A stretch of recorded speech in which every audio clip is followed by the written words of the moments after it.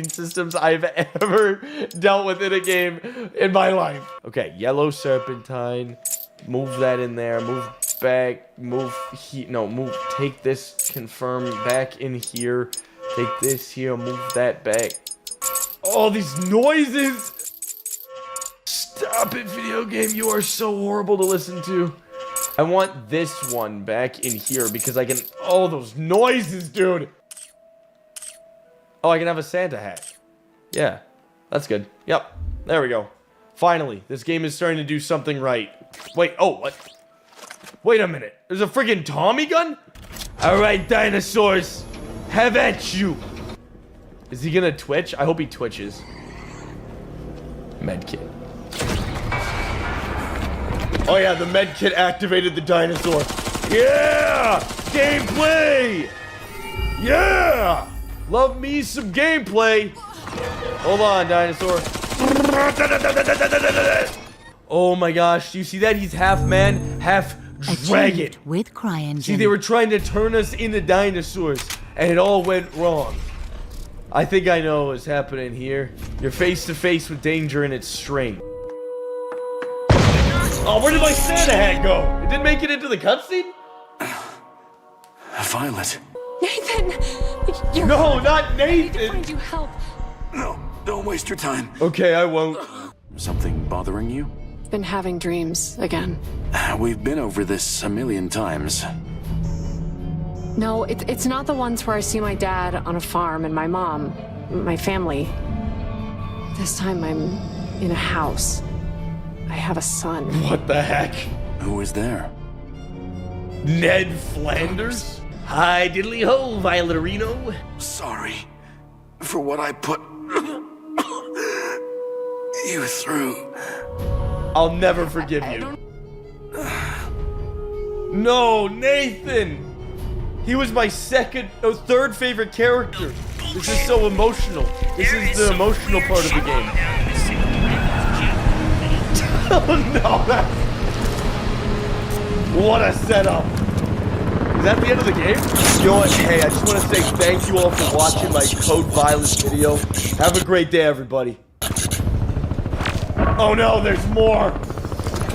Alright, can't wait to get into the open world sequence, right? That's what's next? The open world part? Oh, we actually do! It's outside! Hallelujah! I thought it was all gonna take place in that darn facility. Are we on Pandora? My gosh! Would you look at all those graphics? So, what is the... Oh! I was gonna ask what is happening out here, but it's just dinosaurs. Dodge! It didn't dodge very well. Die! Man, that was a close one. Man, I wish I could drive this vehicle. You know, the vehicle is on and all that kind of stuff. It is ready to be driven, but no, that'd be ridiculous. Oh, frick, something's here. I don't know what's here. Oh, frickin' dang! Where is the aim assist? Is the aim assist in the room with us? Okay, I'm stuck in between this car and something. Frickin' dang! Gunfire! Gunfire! What? Oh, that is aggravating. On many, many levels. Come on, just put me back in. Just put me back in, boss. Oh, what? I'm all the way back. No.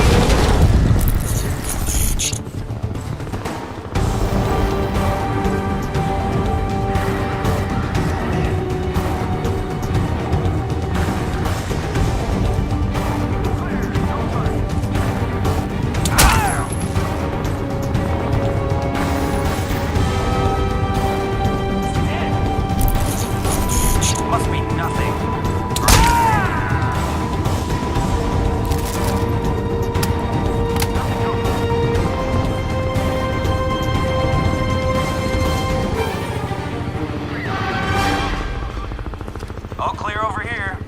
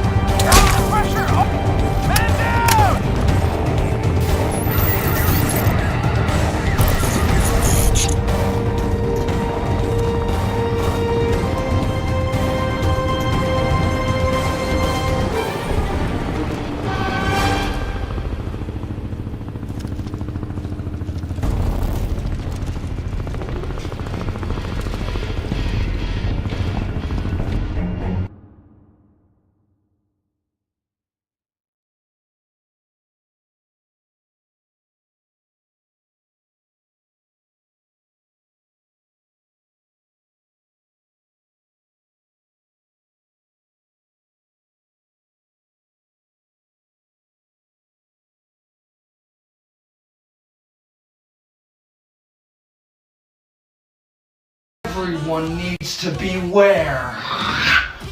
For the year 2026 is the year of the bad boy. And I'm the baddest of them all. You can tell by my aura. I'm the leader of the Bad Boy Club. Or you can call us the BBC. Duh!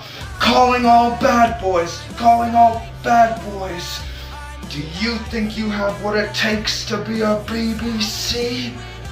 Then show me what you got.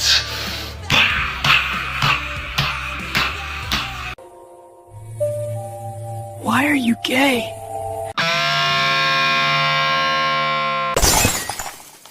Hey, what's going on, guys? My name is Millennial Smark, and I'm bringing you the slop, the whole slop, and nothing but the slop. Chill for a second. Stop the car, hang on. Before we even go into this, I know most of you seen the title. When I say sabotage, no, I'm not referring to her title reign. I'm not referring to how she's being pushed at the moment. I'm not referring to her being considered one of the biggest stars of women's wrestling because of her presence and how she's pushed currently in WWE. Let's just nip that in the bud right there. Although I know some of you guys going to jump in the comment section and repeat it. There's nothing I can do about that. But I'm letting you know right now, it has nothing to do with that. What I'm referring to is how now she's being perceived, being presumed, almost now being shaped within the wrestling community as being somewhat of a pariah, right? There's this new news report coming from Sean Ross Sapp talking about how she's injuring wrestlers left and right? Now, I'm going to read what he said verbatim. This is coming directly from Fightful, and we'll make our way throughout the entire video as I build up my point when we inevitably get to the conclusion, when I make my outright point that she's being sabotaged, right? So, it starts off like this. Well, Tiffany hasn't wrestled since a match with her as well. Talking about Jade Cargill. But I want to make it clear, I don't know if it was specific response that Jay did or negligence on her part. I don't have that information, but it was certainly discussed among talent and has been discussed among talent. I didn't hear of any specific heat from the office, producers, anything of that nature, but talent definitely do notice the trend, and it does get talked about in the locker room. Absolutely. I'm sure that really shitty engagement accounts, by the way, will take that and run with it as if it's salacious or something like that. But I mean, why? Why would that not be discussed? You know what I mean?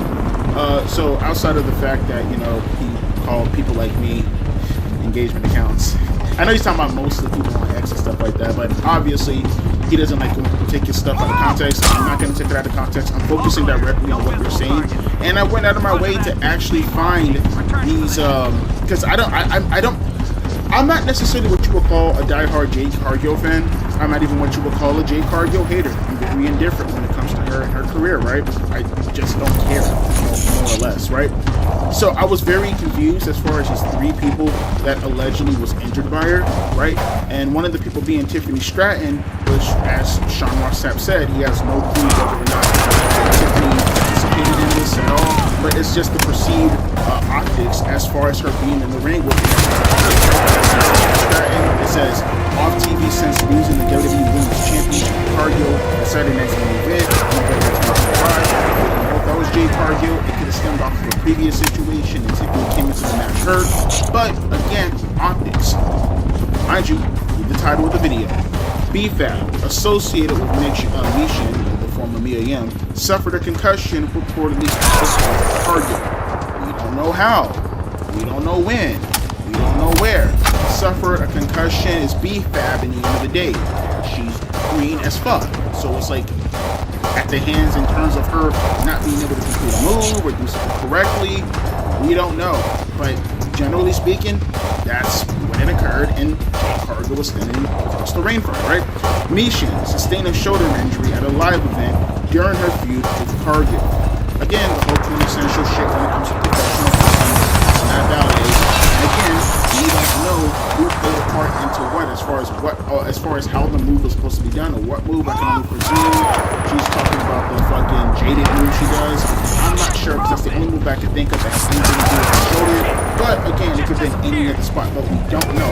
But what we do know is that Jade Cargill is being presented as someone who is right? Not presented in the sense of how WWE is, but presented in the manner of we know her history, we know her short time in the wrestling industry so far. We know that she's green, and yet she's being presented in a manner as to how she is over perceived compared to what she usually is. It's like the cool kids, right? You see all the cool kids, you watch those fucking movies and shit like that, with the cool kids who are in college and shit like that, with their dumbest rocks, and there's always the evil parents who lock their kids away into college, even though you have the struggling person who had to earn a scholarship. You already know the cliches they do in movies all the time. That is how it's being perceived when you see someone like Jade Cargill. Looks in like that they bailed spot. before impact. That's one reason Check why the escape pods. Right? We're But looking just to for get a tissue consensus and samples, look at some of the dead comments crew, that are anything reflecting like off that. of what Sean Rossap was saying, Jade is terrible. She was terrible in AEW, and she's the same level of terrible now. She has a great body and was booked like a superstar in AEW, but she stinks. She doesn't care about the business and isn't even really trying to get better. Another comment says, injuries happen. It's wrestling, for crying out loud, where you hit your opponent hard. Wrestling comes with injuries. That's just the fact of life on how it works. Can't handle the pain, go to live with people.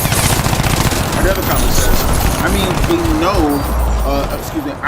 they know if she's injured because of negligence on her part. If that's the case, then they need to just give her the pink slip because she's had ample time to learn the ropes.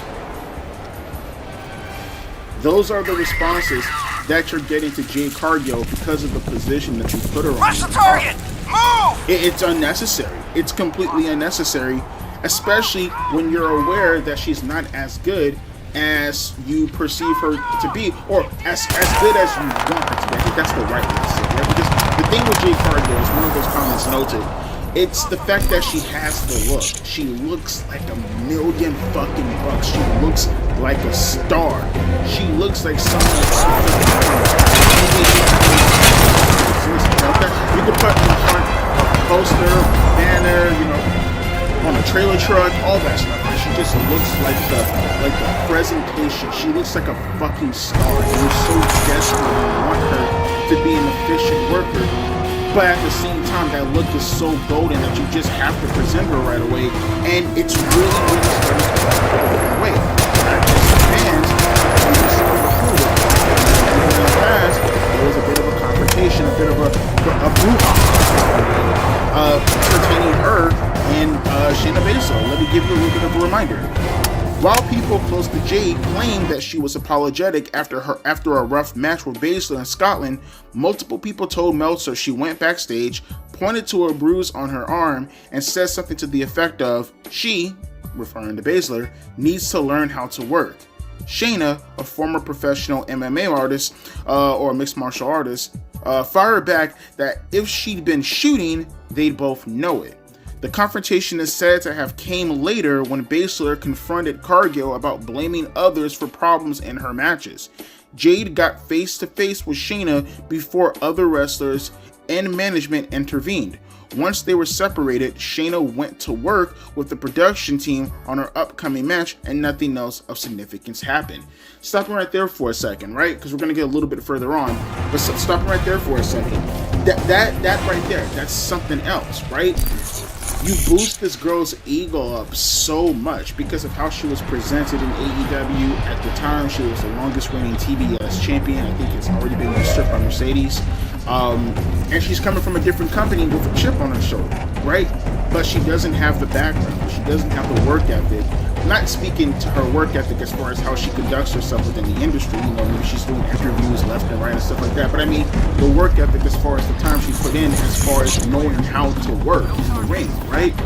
And then to come backstage and then say something to, right now, whether you like it or not, a perceived veteran within a Shayna Baszler and say she doesn't know how to work, like, what are you doing?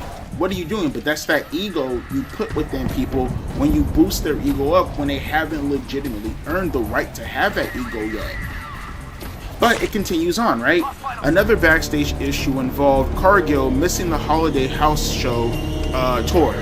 She'd apparently asked for time off, not realizing how important the tour is to WWE. When word later got around that she would not be on the shows due to injury raised, some eyebrows were raised to the situation as compared to Thunder Rosa's issues in the AEW locker room a few years back, which I'm pretty sure you guys are aware of with Thunder Rosa. The whole show with her and Britt Baker. Cargill apparently filmed a Mountain Dew commercial while she was out, which furthered speculation she was getting special treatment. But Meltzer says Cargill was injured, and even the people who were skeptical are now convinced her injury was legitimate. It didn't have to be this way. It didn't have to be this way. You understand people even being skeptical of this whole situation. That's because you painted her out already to have this huge ego, to be a huge narcissist, to be a huge pain in the ass. She's allegedly going backstage telling women that they don't know how to work, when in reality she's the one to blame, or she's going to each woman wrestler that she's in the ring with because of her lack of skill, because of her lack of talent, and she's blaming them for spots that could have been her doing as far as what was wrong with the match. That's because you put her in the ring and she wasn't ready. Now her ego is big. Now she has to make up lies and make up excuses and, you know, all this stuff that goes along with it. You have to get inside there and sample the wreckage. Now when a situation We're pops looking up for in dead regards to crew, the 3 back-to-back any genetic material you can find. injuries, where plausible deniability could be a thing, right? And now it turns into, well, she already has a history in the past, and you can go back and read articles like this and see the position that she was in beforehand. Your orders are clear. But she didn't have to be in that position. You rushed her out to the ring. She probably should have gone to NXT. She probably should have stayed there for a couple of years before you made her. You could have still presented her as a star on NXT. What would have really been a difference? You would have padded her out a little bit more to gain more fans who didn't watch AEW. That's what you would have done, but you rushed her. You rushed her, right? And when it was all said and done, now she has this whole thing built upon it, where now she's being looked upon as being someone who believes that they're entitled, right? And now she becomes something like a kayfabe post, right? This kayfabe post from Jordan Grace. This was all kayfabe. Any person in their right mind will understand that this is all kayfabe, right? Jordan Grace puts out this tweet. She says, someone told her, just sit there and be pretty.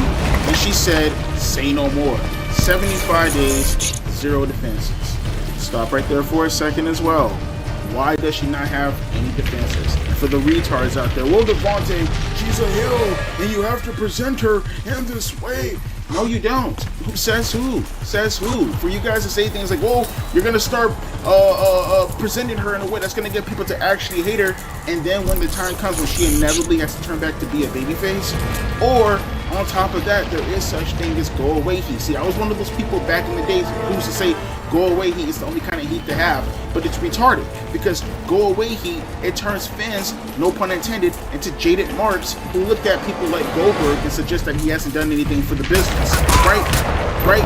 Even though Goldberg was one of the most popular wrestlers back in the 1990s.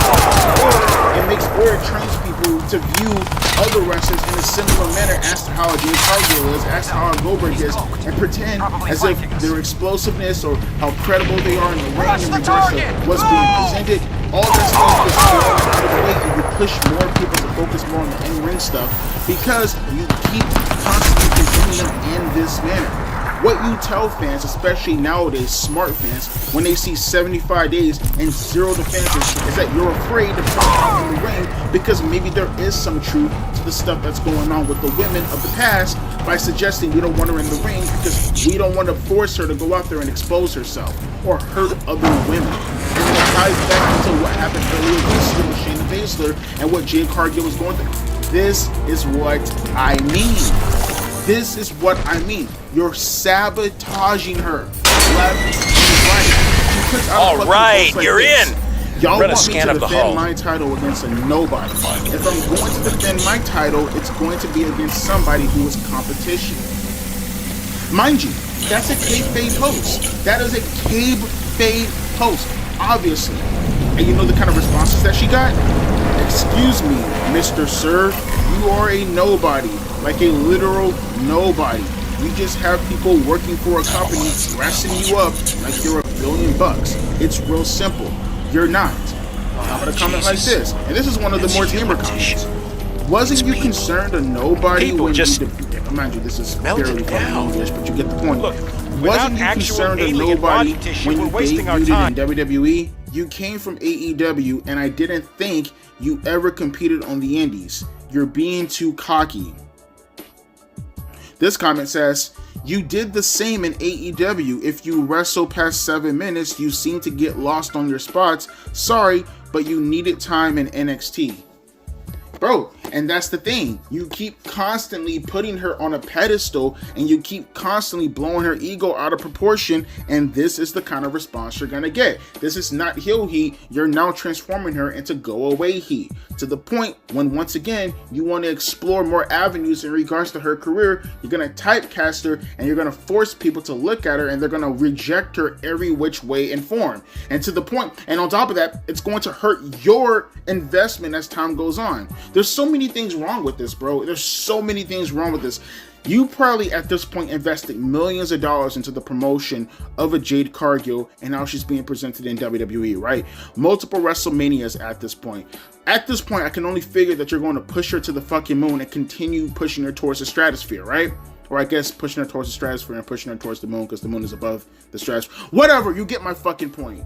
And all you're doing is having fans turn on her little by little. Take that promo. There was something else she did earlier last year, right?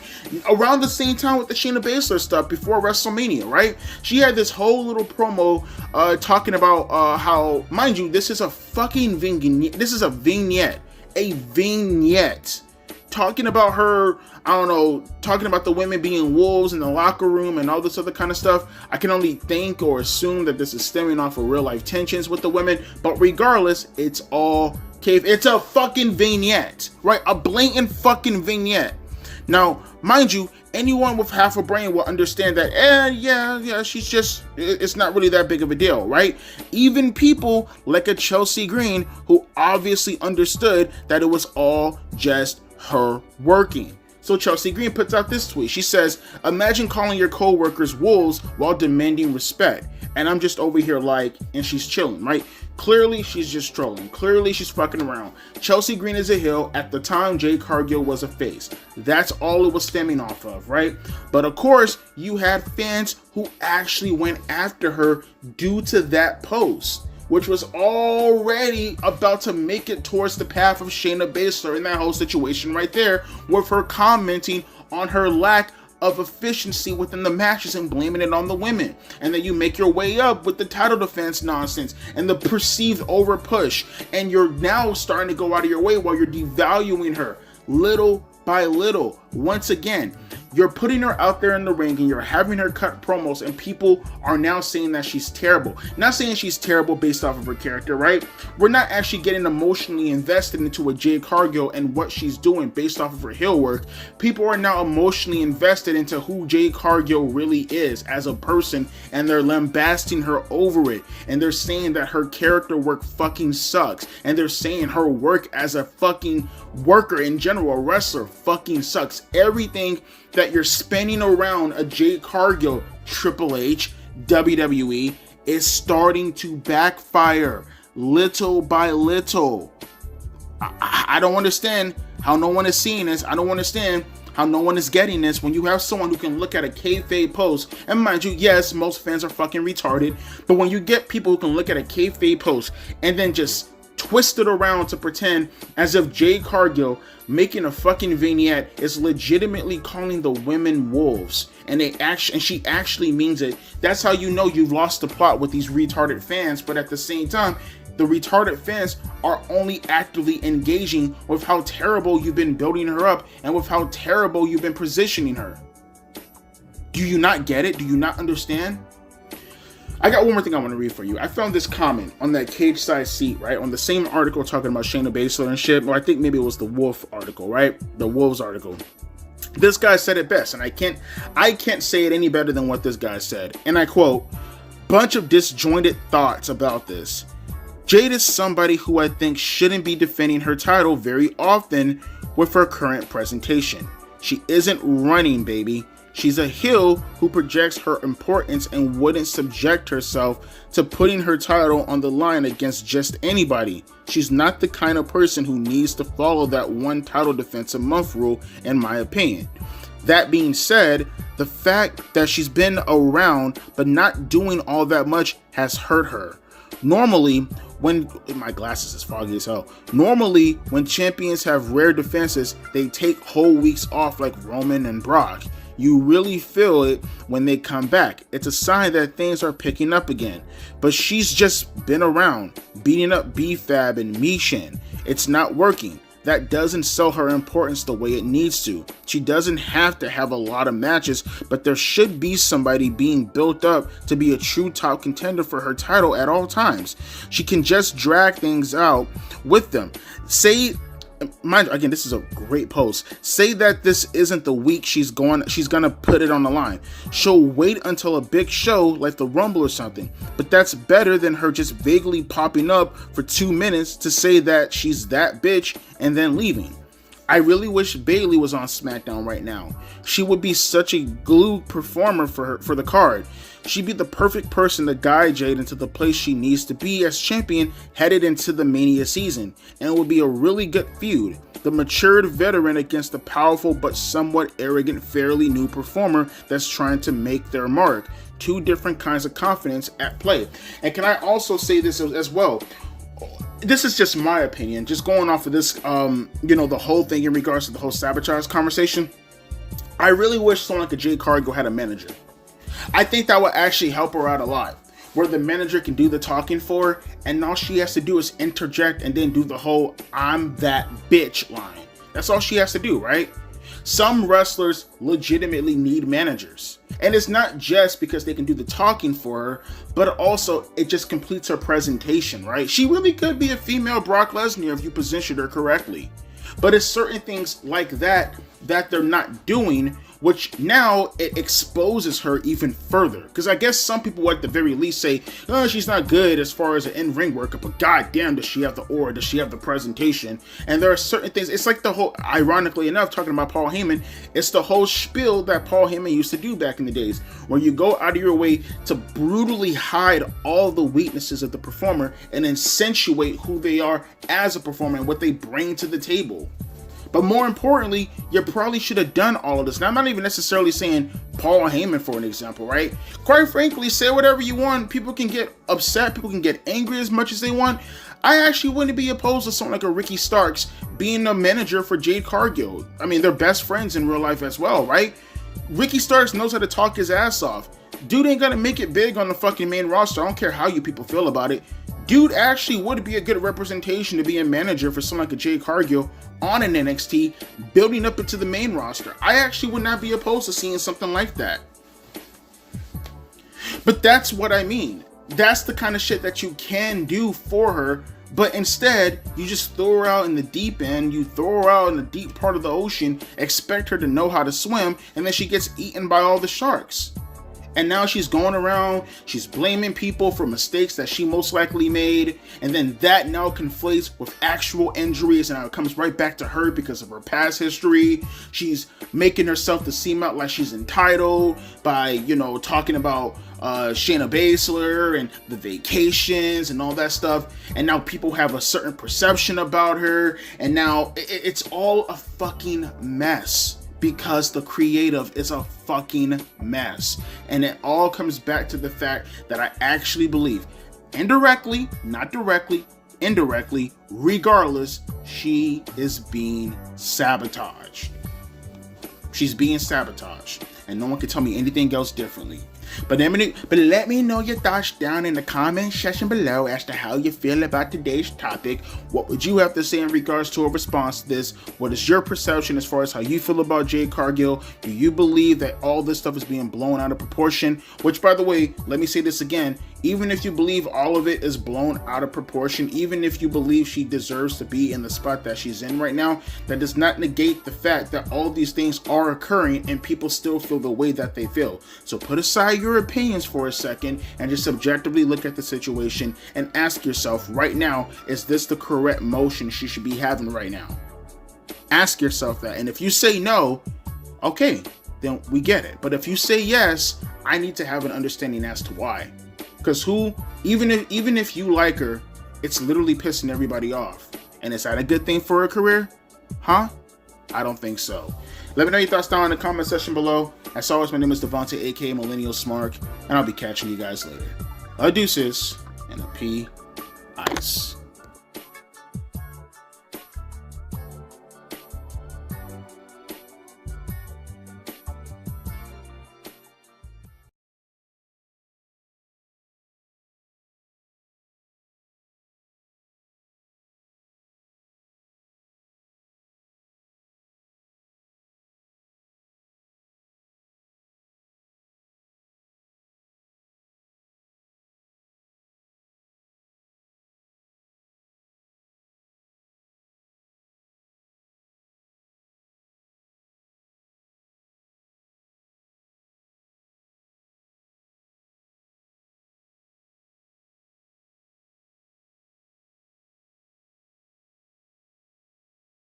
After years of searching, I have finally found the original release version build of Skyrim. This is Todd Howard's perfect, uncompromised vision of the game. And of course, it's going to be perfectly balanced with no exploits, glitches, or bugs. Now, Todd has personally told me there is nothing wrong or imbalanced with Skyrim. After all, it just works.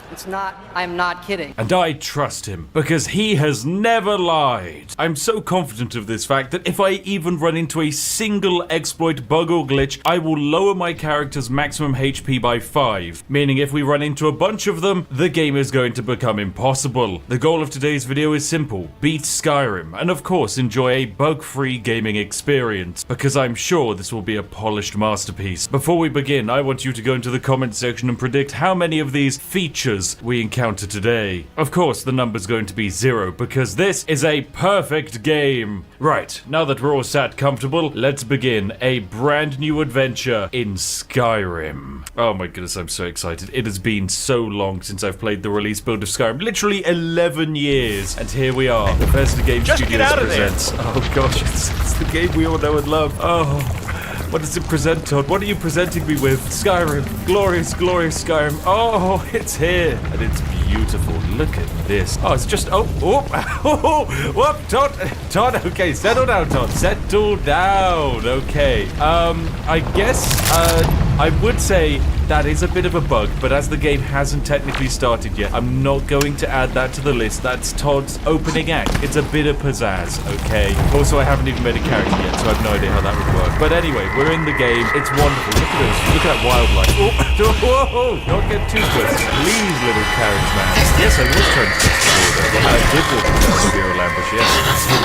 Oh, low Kira Forest, you're beautiful. I'll tell you, back in 2011, this was insane. Imagine walking through here, seeing that mountain and being like, seeing that mountain and going, yeah, I'm gonna go to that mountain. It's crazy. It's wonderful. What an experience this is going to be. But yes, as I said, this is the release build of the game, meaning this is the uncompromised vision of Todd Howard. No one else has come in here tried to patch it with their nonsense. No, this is the perfect game, played exactly the way it was intended. Anyway, we are just stuttering our way over into Helgen. This is wonderful. How very exciting this is going to be. Oh yes, look at all these guards of Helgen. Wonderful. There's General Tullius. Oh, it's so exciting. Now, of course, if we encounter bugs and glitches, this game is going to get progressively more and more hard and potentially become outright impossible, because I might have to set my maximum HP to 0, meaning I just die instantly. But provided we don't run into too many bugs or glitches, we should be able to beat the game. Whoop! Oh, calm down, horsey, calm down. It's all intended, don't worry. As a character. Now, today I'm going to be playing Skyrim in the most Skyrim way possible.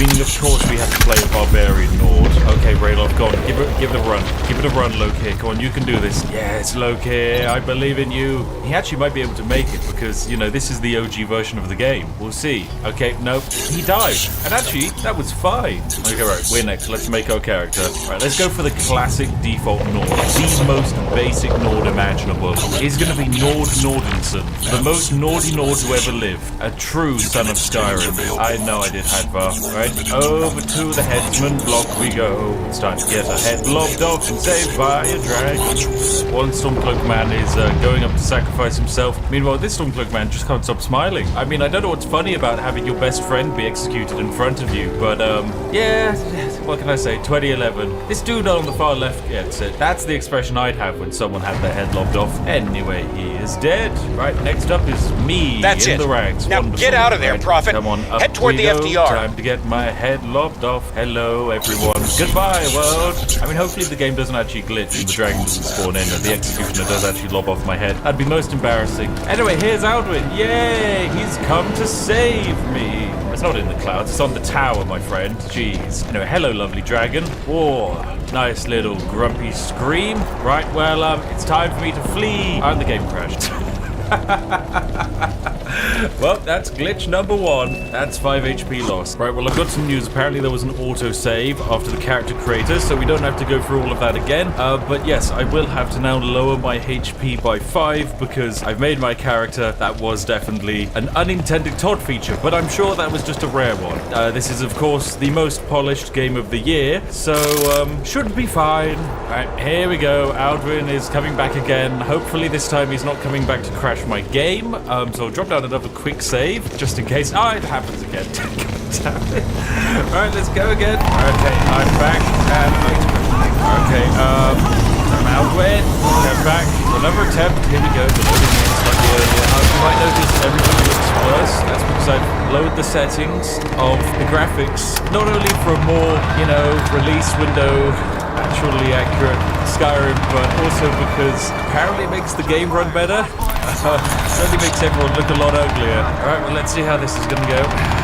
Okay, that horse is now just levitating. Well, that's fine. That's a nice feature. Honestly, this is pretty accurate to how I first played Skyrim. It was definitely with this level of graphics qualities because my computer in 2011 was not good. This is effectively like my release experience. Right, come on, Skyrim. Don't this time. I believe in you, Todd. Those were just hiccups. Tiny, tiny, unexpected hiccups. Right, here comes the dragon. I can definitely hear some clipping. I'm not too sure what that clipping is. I think it's the body that I'm standing on. Right, anyway, hey Aldrin, please shout in a way that doesn't crash the game. Okay, that's a nice start. That's a nice start. Okay, we're off to a cracking start. And we're away! We're away, Todd! The game hasn't crashed! Right, let's get up. Oh my god. Let's go, Rayloff. First things first, let's drop down to save and run. Into the keep we go. Flee! Flee! We're in. Oh my goodness, we made it. Hey y'all, that's crazy. Right, up on our journey we go. Let's try and escape. Up we go. Come on, move that. No! Stormcloak soldier. Oh, he was my favorite. Now he's dead. Rest in peace, poor soul. Oh, I won't forget you, friend. Oh God, your face. What is your face? Don't look like that, sir. Right, well, let's jump through the roof and keep going. We jump.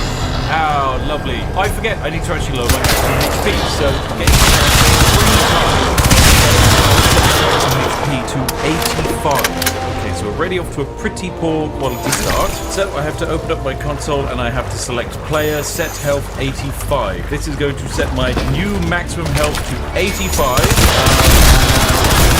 More vulnerable to damage, that's okay. Right, you've got to get over here, boy. Come on, there you go. Watch out, there's Aldrin over there, and he's grumpy. Right, let's get out of here, Handbar. Bye, Aldrin, you scary man. Right, we've got to stay close to this wall as poor man in front of me that just materialized is about to die. Rest in peace, Aldrin is shooting. Poor guy. Oh, I take a little bit more damage. That is bad. Still no bugs. This is good. This is actually really good. This is some clean gameplay. Right, let me quickly get out of here because there's a grumpy dragon. It takes a lot to kill a monster, a lot more than just arrows, except in the time when it does actually. Ow! He's aiming with fire. Ow! That's actually really painful. Jeez. Right. Okay, I've got to run. Oh no, the man just died. Okay, I'm not gonna go with Rayloff. Everyone knows that's a bad idea. Okay, I just accidentally backwards into that. We made it. Okay, so from here on out, I've now got to escape the keep, find an Elder Scroll, kill multiple dragons. We just have to keep the entire game while together. There's a light helmet, some gold, nice. And I'll grab an iron sword, as well as this wooden chest. Right, lovely. So we've got a bunch of equipment now. Let's actually equip our character. Right, I'm going to I haven't encountered what might be a bug or a glitch. I can't use my mouse to select any of the menu options. I have to use W, S, and D. But I don't think that's a bug. I think that must be intentional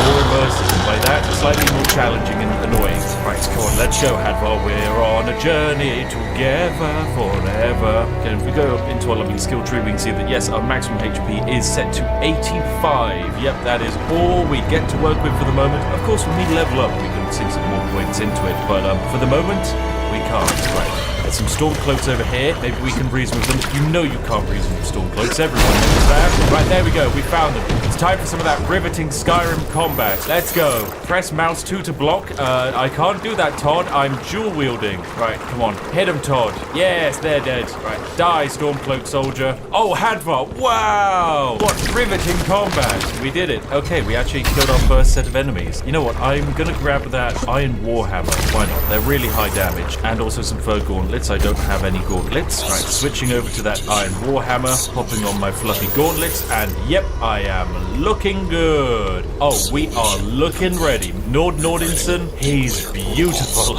All of his lovely pixels. Oh, watch out for that. Into the little storeroom we go. What do we got in here? More storm cloaks. Right, let's hit him with my giant hammer. Ow, my stamina's low. But anyway, hey, one hit was good. One hit was really good. Oh, and I actually killed a man. Right, bam. Oh, and I got a good hit on him. He's got a nice hit on me. But hit him with another one. Right, and then we block. There we go. It's off the chart. Yeah, lovely. I've got interface Now protocols rolling up on right, come all on, the Hadvar, lab let's go. systems. Oh, and a bunch of Hadvar. biotech path I saw what you did documentation with that door. with Hadvar, I'm Hargreaves' sorry, name but all that is over it. definitely a glitch. Oh, my health, Hadvar. It's like some okay, kind of right, well, that's contingency glitch regime. number 4. It's built into the So, suits set being TV. players. Maximum health, it's down to 80. I've got no idea Hadvar, what this I hate you. Okay, let's help. Look, Into take the the torture room we FDR. go. Get Where up there's here some to the torturing lab. happening. I don't Let's know how kill much that longer I Stormcloak can hold soldier. on here. Bam, you're dead. You Let's need to kill make this it Stormcloak fast. soldier. They're dead as well. Wonderful. And I got some experience as well. Lovely jubbly. Because I'm not becoming a wizard. It is not the Nord way to be a wizard. Everyone knows the true Nord just simply sticks to hitting stuff with a big stick. Anyway, I'm going to continue on with our adventure. We've got to escape. Hadvar, please catch up to me at some point. Now is not the time to be dilly-dallying. You somehow gave me 12 lockpicks despite me being all the way over here, but I appreciate it nonetheless, Hadvar. Alright, in here should be a bunch of Stormcloaks. Listen, Yep, there they are. Cell Some of them set have up literally just checkpoints materialized in all front of along me. the And there are FDR meant to be freeway. archers over there, I but just they're not tapped even into their able to comms, render in and it because sounds I've like set the Lockhart's graphics down to here arrows count, I overseeing guess. the operation himself. He's got to be close. Right, there you go. You die. low profile. And you die. Yes, Nordinson. We're Nording so hard right now. Right, so we've got some archers over there. Let me just quickly run my way over. Introduce them to my Nording time. Ow, don't hit me with your arrows. I'm not built for arrows. Right, bomb. Keep on bombing. Keep bombing. Keep bombing. Yeah, there we go. Nice power attack. Nice power attack. Yeah, you take out that bow and arrow. Let's see what that does to you. Yes! Oh, our first cinematic kill. Wonderful. We just introduced him to the ground. Splendid stuff. That was a lovely success. All right, so onwards we go with our adventuring. Let's use this lever. Whoop! Todd! Whoop, Todd. What is this about? Let me use the lever. Whoop! Todd! Todd, what is going on? Todd! Okay, Todd, that's going onto the list. Phasing through the floor in reality is not allowed, Todd. Okay. Todd, I now have to lose more health. Todd, we're 5 glitches in and I haven't even left Helgen yet. I'm down to 75 life, for goodness sake, Todd. Let's continue on with our adventure. Right, I can get some levels in. We should be okay. We'll be fine. I'm just going to pass some time. Can I do that? Okay, over there is a bear, which I guess I can kill. You know what, I might as well. I should try and kill the bear when it renders in. There we go, there's the bear. I know what they look like. Right, we should be able to kill the bear if the bear decides to stand on the floor, bear. Okay, this is one of the special Todd bears. That is definitely one of the kill animations of all time. Oh, dear. Right, well, the bear's dead. That was a success, I guess. You can now leave Helgen behind us. Oh, what a lovely journey. Right, to Skyrim we go. Look at this Play-Doh dragon. And out we are. Hadvar. Wonderful. Oh, wait, there goes Alduin. Evil dragon. Evil dragon. Very naughty. But yes, wonderful. We've actually escaped, which means we're on to the kind of start of our story. From here on out, we now need to go over to Helgen and then go into Bleak Falls Barrow. Alright, so we're going to briefly go and grab those stones of power over here, and then we're going to probably go straight to Bleak Falls Barrow to grab the Dragon Stone, because there's not really much of a point of me skipping it. Right, I've made my way over to the Sigil Stones, I've grabbed up the Warrior Stone, and I guess I'm now on my way with Hadvar to Riverwood, and then after that I'll be climbing my way up into Bleak Falls Barrow. So I suppose I can actually grab a follower first. Yeah, I can grab the Wood Elf Archer Man. It'll be useful to have a companion as I go adventuring in there, because otherwise it can get a smidge dangerous. Now, some of you might be complaining that I am playing on the lowest graphics possible. However, this is actually necessary because in the release build of Skyrim, if you play with any graphics higher than low, your game will just crash a lot more often. So, yes, this is Todd Howard's actual vision to have the greatest visual and gaming experience possible. Anyway, I just killed some wolves, lovely. We're all getting kind of close to actually leveling up for the first time, which is good, because then I'll be able to get some maximum health back. Imagine that, I could get up to a maximum health of, 85. Oh, wouldn't that be wonderful? Anyway, lovely, I've made my way to Riverwood. What a wonderful location. Everyone's favorite spot, because, you know, they accidentally kill a chicken and the entirety of the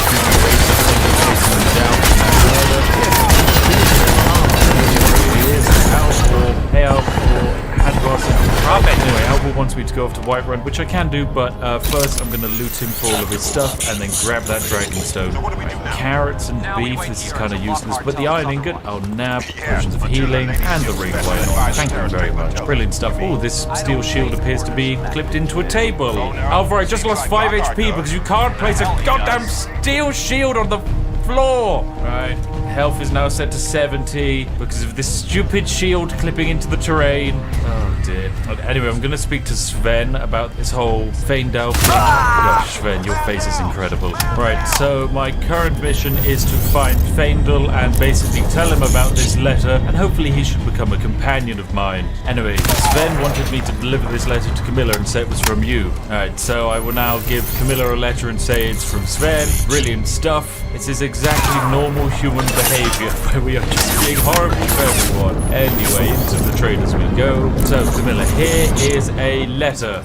Camilla, I have a letter for you from Sven.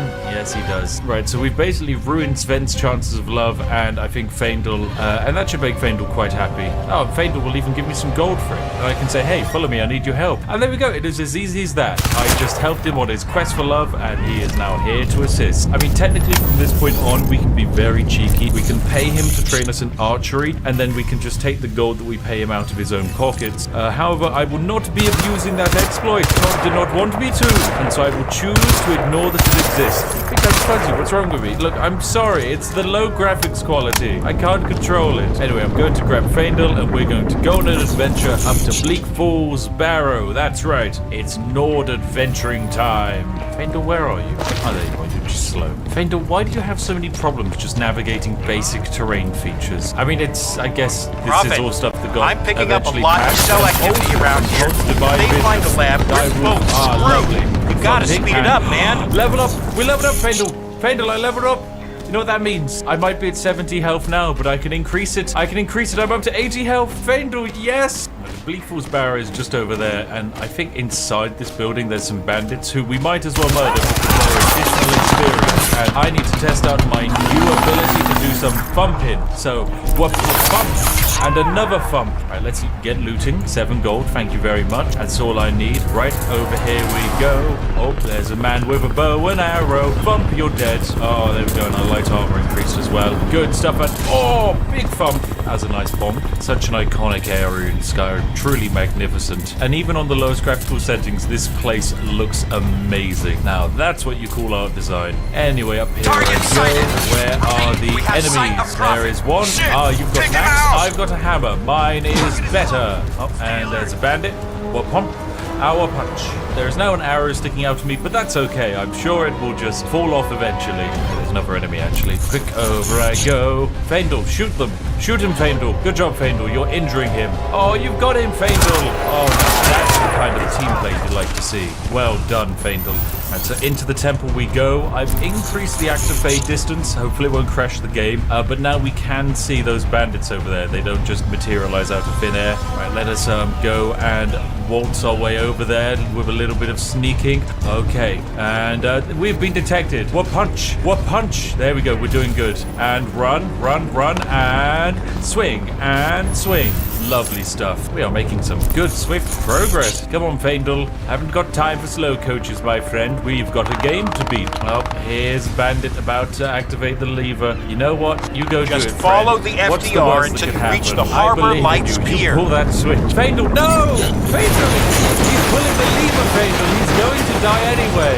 You didn't have to do that, Feindel. Now he's not dead. Right, okay. Let's murder him. And he's dead now. That was a good fun. Right, now I'm going to have to go through this trap.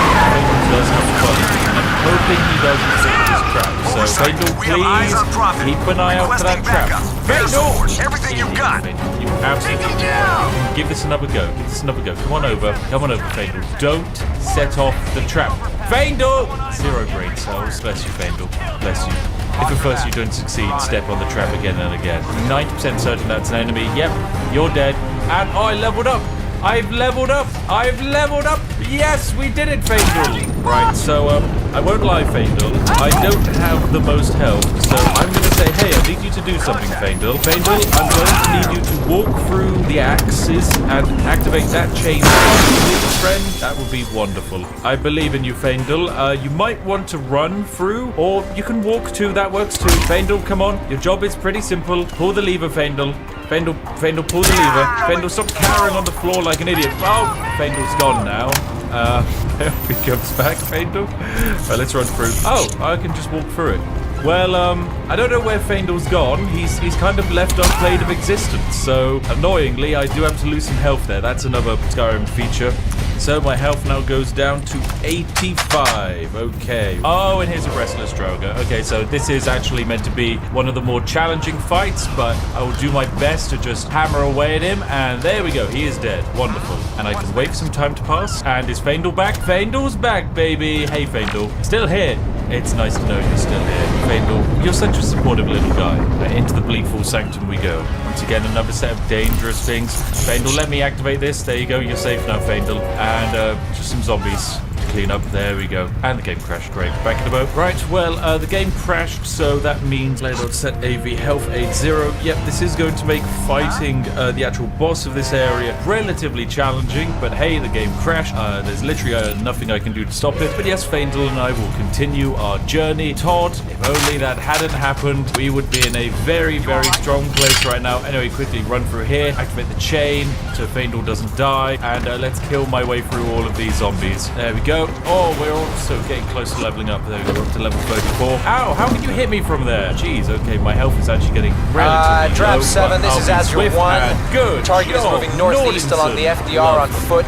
Grid notation, Delta 7-9er. Can you intercept? We have got a wonderful fight in our range. It looks like I know Faendal. It's glorious. It's a word. And that's a stream. This is Tar Strickland on oversight. Our objective for this target is capture and interrogate. Yes, I'm placing the kill order on indefinite hold. Confirm your understanding of this instruction. Our evil big boy. Anyway, I can hit you with a big attack. Yes, and squeezed. You are dead. Off we go. Right, off we go to Whiterun. Let us jiggle our way over there via jumping. Oh, there's an animal in front of me. Come on, let me get it with a great sword. Why can't I hunt you with a great sword? That's not accurate. That's right. Go away. What a magical little being. No, there's a wolf over there, Mr. Deer. Watch out. Watch out. Okay. It's fine. It's not accurate for some reason. And there's Whiterun in front of us. Look at that place. It's going to be nice to get back over there. It's been far too long since I visited. And I can hear some wolves. Oh, Faendal can see him. Where's this wolf, Faendal? Where's the wolf? He's aggroed onto us, but he doesn't quite know where to go. And there's a man on the road. Watch out, random man. Random man, you've got him. Actually, we can do it together. Oh, it's Taosgard, Wanderer. Yes, we made our way to Whiterun. Look at it in all of its lovely Play-Doh-y glory. And the Khajiit here. Here are the horses. Oh, horses in the release build of Skyrim. Oh, you guys are so balanced. How much gold do I have? 899. How much is a horse? 1,000. Okay, well, so I'll save up some money and then I'm getting a horse because a horse could be incredibly good. Okay, God, please open the door, please. Go on, unlock it using magical powers. There we go, it's open, wonderful. Okay, I want to check something, but let me double check. So if I walk into this wall here, do I? Yep, okay, I just go into the map. Right.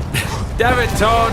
Oh, it works in this game as well, of course it does. Let me quickly let me free. Right, Todd, apparently that feature works in all versions of Skyrim, so it is time for me to lower my HP down to 75. Woo! Life is suffering.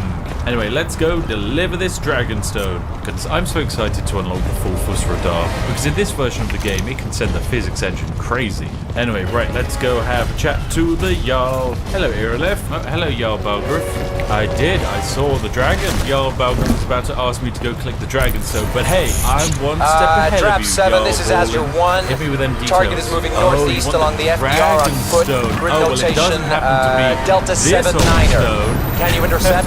This is Strap center, not Yes, I'm cut from a different cloth. I'm Nord Nordinson, the greatest Nord that ever Norded. What about my reward? Yes, I would like my gold. Pay me because I'm so glorious. Children in this meeting about a dragon attacking the city. Boy, why didn't you teleport? The boy can teleport. Okay, that's Todd Feature, goddammit. Okay, health is now down to 70 because the child can warp between realities. Okay, so I now have to go and fight a dragon with at maximum 70 health. Right, let's go fight a dragon. Right, it's time for me to kill a dragon. That's right, it's our first little dragon. Come on over, Faendal. We've got some murdering to do. Hello, Irilef.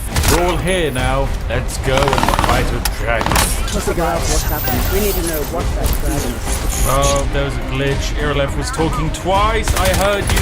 Voice line communicated, Irilef. You can't lie to me. Great, well, that's another glitch. Literally right away. Okay, that's exactly what you love to see. So that means my health is going down another 5, down to 65. Okay, hopefully we should be on track for a level up soon enough. Otherwise, Irilef, you are going to be the death of me. Okay, dragon. Hopefully a nice glitchless dragon fight. That's what I'm looking for. Nothing too crazy. Right, here comes our dragon. Ah, look at him. Oh, he's so cool. Oh, it's been so long since I've fought a dragon in Skyrim. It's going to be wonderful. Just drop down a quick save because you never know when the game's going to crash. Right, okay, hello, dragon friend. Please fly around and get shot at by people. Yes, right. Oh, you're going to stand there? Faendal, do what you need to do. I will try and lightning zap the dragon. Come down, dragon. Land for me. Coward. I can't lightning zap you up there. Right, there we go. Fantastic. I can lightning zap you here. Lightning zap. Lightning bolt. Lightning bolt. Oh my goodness, you do a lot of damage. But here we go, we'll get our sparks in. Faendal, you best be attacking, my friend. Let's quickly pop a healing potion. There we go, one quick heal complete. Fly around, Mir Munir. Ah, yes, you're going to land for me. Thank you. But let me try and get a big hit in actually with our great sword. Okay, come on. Power attack. Good power attack. Good power attack. Good power attack. Good power attack. Yes, two-handed level up. Right, big power attack. Nice. Oh my goodness, we've got a level up in, right? A little bit more lightning damage. We'll get him yet. It's one-handed hits him. Come on. Murder him. Murder him. He's almost dead. Oh, we've done it. We killed the dragon. Wonderful. Oh, never no glitches. Dragon soul. Yummy, dragon soul. Tasty, Faendal. Very tasty. Wonderful. Right, immediately let's sink our upgrade points into health, so my health now goes back up to 75. Oh, this is wonderful. Fantastic. We did it. Irilef, I absorbed a dragon. Are you not proud of me? Who's this single man running over here? Wyrongard, were you late to the party, friend? We were fighting a dragon, for goodness sake. A dragon, I tell you. Oh, you're the Dragonborn. What do you mean? You absorbed the dragon's power. Wyrongard, how would you be aware of that? I absorbed it over here and you were like in a different postal code. Right, well that was successful, so I'm going to go back to Whiterun and get myself my lovely reward. And then after that, in order to progress the main quest as fast as possible, we're going to be making our way over to the High Elf Embassy, as that's going to allow us to basically bypass all of the nonsense up there with the Greybeards. Oh, speaking of which, they have just shouted for me to go and say hello to them. Yep, that was nice and loud. Hello, y'all. Was the dragon there? Yep, we killed it. And it turns out I'm the Dragonborn. So yes, the Greybeards want me. Wonderful. What does any of this Nord nonsense have to do with our friend? Any of this Nord nonsense? Prevent us! I'm Nord Nordinson! Jeez, come on.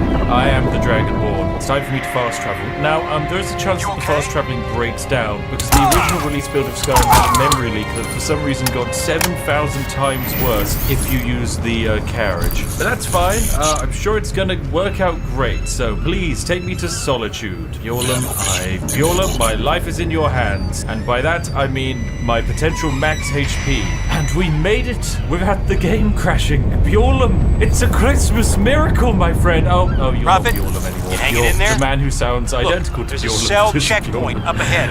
You're gonna have to break through. Anyway, I need to find one little item before I make my way up to the Falmore Embassy. Damn it, Skyrim! That's okay. It's going okay. Everything's fine. I just know that all of the boss fights are going to get progressively harder and harder, and that there's not really much point of being able to reach the final section of the game if you're still going to get murdered by the dragon in one hit. Still, right, I've got to drop my HP. So I was 75, so player.setav 70. Right, down we go into the pits. All of the low quantities of health. Exactly what I wanted. Right, so... Oh, and of course, yes, it's the execution. Oh, Uncle Rogvir, no! He's getting executed. On this day, I go to Sovngarde. Sorry, Rogvir, I've been there before. You're not there. Goodbye! Could I have a... Oh, a nice head. Oh, there's a little amulet of Talos. I can take that. Yoink. Well, that was indeed one of the executions of all time. Are we still going to stand around here now? Nope, we've remembered that there's life to do. Anyway, I can now equip that lovely Talos amulet. That means I can now shout more.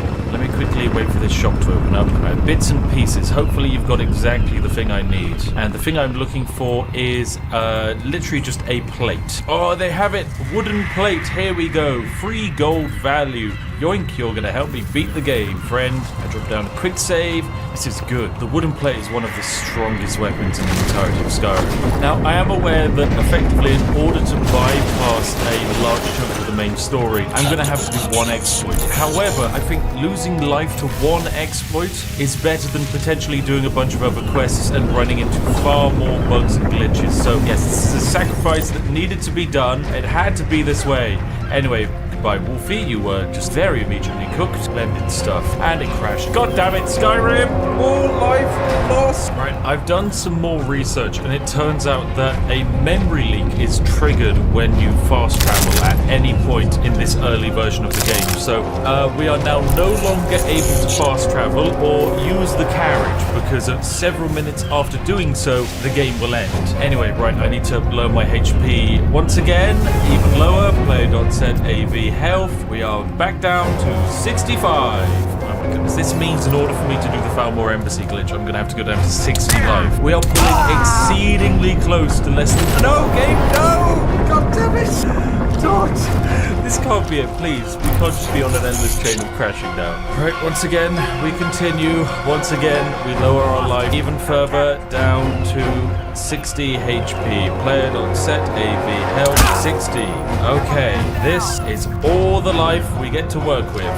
Drop down this save, and I will run off into the distance, and I will live. I choose life. So I'm going to set our life now down to 55. Player.setav health 55. There we go. Okay, we are definitely losing life. We're almost halfway there, and I will now attempt to fast travel as means to reset whatever is in the environment causing a crash, because there's a chance that some kind of like weird creature spawning in, some kind of wolf, whatever it is. In that instance, it was causing the game to crash. So we're going to give this another go. Come on, game.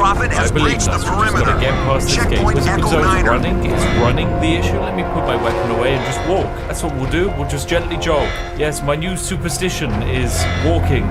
Speed the main course. Right, cool. Just stick to the road. Stick to the road. Okay, this is where we previously were crashing. So, progress indeed. We may yet live. Okay. Right. Well, that appears to have fixed our problem.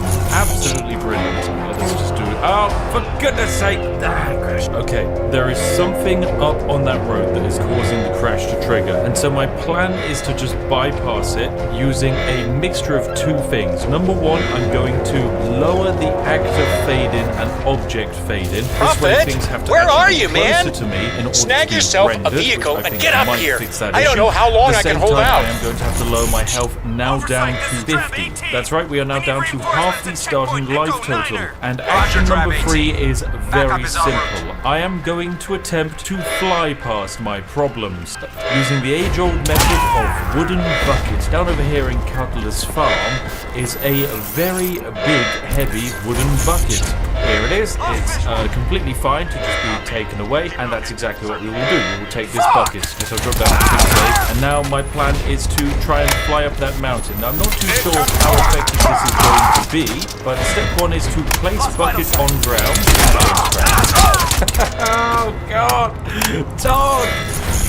Why? Okay, right. I have modified the game even further to lower the object draw distance and just basically strip the game of any quantity of objects rendering in, because I think that's our major issue here. Some kind of weird physics bug going on. So yeah, objects are now on the lowest draw render possible, and our health is now down to 45. But before I set my health down to 45, I'm going to attempt to drop the bucket on the floor. Shit! And if I stand They're coming in. the bucket, Gotta bail. Gotta bail. Look, there's a place not far from here, still safe. I think. Keep heading this way. I'll be in touch. Game I'm on. I'm actually able to the bucket. I can't fucking fly. What's the point of having the bucket if I can't fly with it? Okay, no, seconds actually. Right, anyway, lower the health to 45. There we go. Drop down our save and let's make our way up to the Falmore Embassy once more. All Hopefully units. we make Prophet it is up heading the north road. through checkpoint Echo 9ers. I want In the very roadblocks least, it's going to every make half it easier mile. to work out which spots we have You are clear to I mean, we engage. should hopefully be able to make it up to that roof again, is my hope. So, Prophet, they've let's set give up it a try. roadblocks in the Make tunnel. our way up, and You look, gotta we break don't even through, need man. 45 jumps enough to beat the game, right? I'm shooting the fighting shots. 2 damage, yes? Please don't. Oh no. Right, so here's the wolf. Yep, it materializes in front of us and dies. Oh, he's quite like a 10th of my health points. Well, He's in the tunnel. let's drop down Got the it. save. We are now past the Target wolf. locked. It is progress. Whistle away. The hill we go. The hill, up the hill. I wonder if I can Azir, raise you are in direct contravention of orders at the highest level of the God damn it! There's a I told chance you to get off this channel. right, All so I units. suppose that- This is for all units. You disregard any further order. Special poison strength. Our poison is now going down to 40. No, So someone I'll kill make that some kid. help, and I'm going to try Roger and that. make my way up the We're on mountain without going over there and triggering a corner that is for some reason crashing my head. Another way up the Solitude Mountainscape.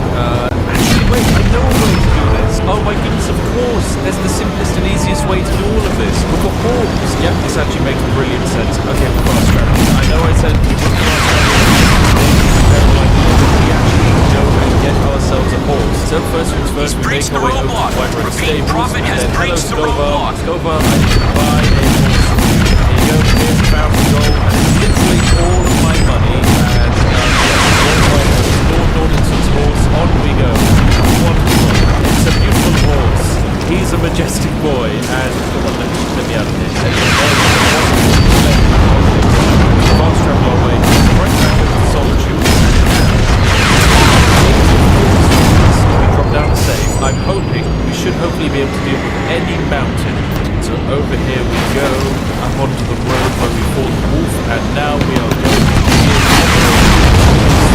by counting the mountain. Okay, we just went through the mountain. Todd, hang on a second, Todd. No, it wasn't meant to be like that. Oh God, okay, right. We can definitely some luck for this one. This is not normal. Okay, up we go, Todd. And we move. Jeez, horses are so much more powerful in the base game than they are in the current edition. Look at these guys go.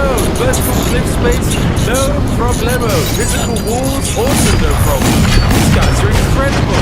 Right, up we go. And ladies and gentlemen, focus now. It's the Falmore Embassy. You know what? I don't even know if we need the plate glitch. Let's just see if the walls do your thing. Make the walls useless. One, two, jump. Okay, horsey, jump. And jump. Oh, I can. Jump. Come on, horsey, jump. Yes, horsey, jump. Jump for victory, horsey. This actually feels like we're making it. Hang on a second. Horsey, yes. Oh my goodness, this is incredible. This is actually amazing. Yes, horsey, yes.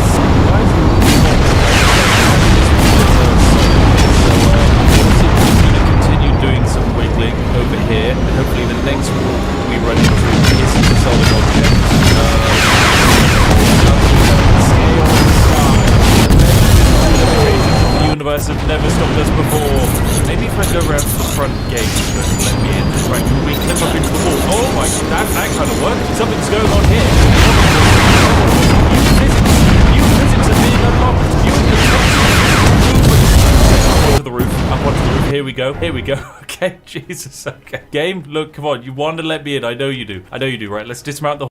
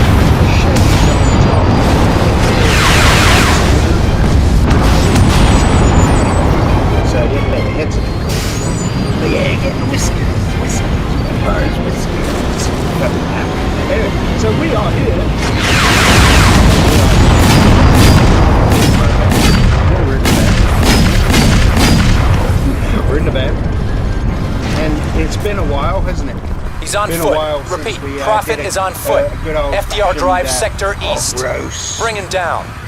And like I say, you know, just take a jacket off, get a bit warm in this van. It's the middle of the night, it's freezing. I've got the diesel heater on. Doing a night shift. Yeah. I can't tell you or disclose where I am, but it's a pretty cool place. Yep. So anyway,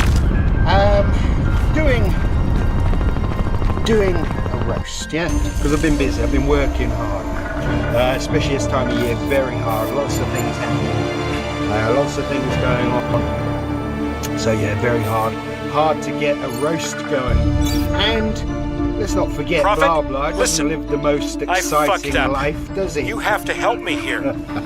I'm heading out to this apartment an old girlfriend lent me. It's not far. You can meet me there, but I left the address on my database at the lab. Life, does he? Doesn't get it's out right so there much, in the doesn't terminal go out on my much, desk. does he? Now he's, if they crack the access codes, we're screwed. You need to get in there and crash that computer. Hurry! Domestic abuse and all the rest of it. Anyway, so very little to roast him on, you know? All his videos are the same, even the t-shirts are the same. All very boring. So what you have to do is it's a bit like fishing, I suppose. Not that I'm a fisherman, yeah? But, you know, if you hook a fish, and he got hooked a long time ago, yeah? Fish hook. You can fish hook a guy, and it will paralyze them. Oh, he knows shit! Black They're in the lab! He's a double black belt. Get in there before they find He's a double anything. black belt. I'm counting on you, Got one Prophet. black belt in No Can Do, and the other black belt in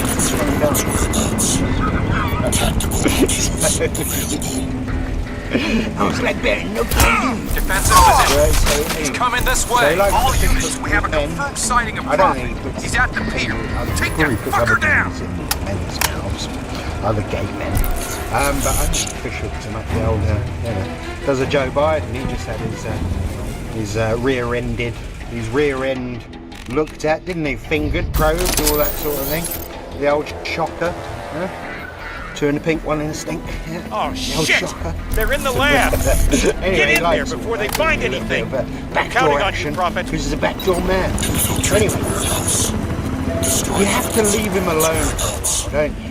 Just let him stew, a bit like fishing, So you cast your line out, and you've got your little maggot on there, and he knows all about packing a maggot, and that's all he's got in his little hot pants, not much else, little tiny baby dick maggot. Anyway, so throw your line out, don't you? Throw your line out, and then you wait, and when you get a bite, and we had him hooked a long time ago, didn't we? You know, you don't try and reel him in straight away, because he just shut down. So what you have to do is just let the line out a little bit, let it get a bit slack, let him feel free, and no one's on his case anymore. And then fucking yeah. So you give him some rope and let him hang himself. Yeah, that's what I'm trying to say. You got to give Mr. Blah Blah the rope to hang himself. Let him stew for a little bit. Think everyone's off his case. Yeah, all the Muslim cyber stalkers with a fatwa. let them think that he's off the hook. Yeah, and then he goes running off. His little mad little mind starts concocting all these insane stories, and even filming. Defensive positions. He's coming this way. All units, we have a confirmed sighting of Prophet. He's at the pier. Here's the gift that keeps on giving. So we've got a couple of things to report today. Yep. So the first one is this one. Someone fired me a still of this. We are on, obviously, today some blah blah strength and fitness. I don't know where the fitness comes into it. He's about as fit as... Well, he isn't fit, is he? Anyway, so someone shot me a little picture of this, a screenshot, yeah? Via Instagram, got a little group on Instagram, a little private group where we discuss certain things. And a lot of it is blah blah related. So yeah, we have a little private round table group on Instagram. Yep. So we got this. Yeah. It's him doing the sledge race. It's only 2 minutes 22 seconds long. And all it is, you can't see anything because it's dark. God knows what time of night it is. Looks like it's in some sort of industrial park somewhere. And we think we know where it is. It's the one near, the next road down from where he lives. What did you do with all this? Requesting fire support! At 2 o'clock in the morning, dragging something on the grass, on the grass. No resistance, just the grass. Can't see how much weight he's pulling. Who knows if they're the real weights or those fake technique things that he uses. Who knows? We can't see anything.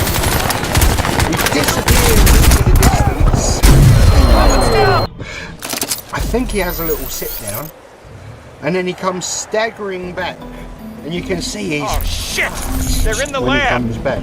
Get in there before they find See anything! the demeanour I'm of counting on you, Prophet! as he walks off. Defensive positions. He's And you have coming to this wait about way. a minute All and a half. units, we have a Then confirmed have a sighting little of sit down, Prophet. little He's active 30, here. 40-second Take break, that fucker and then down. stagger back.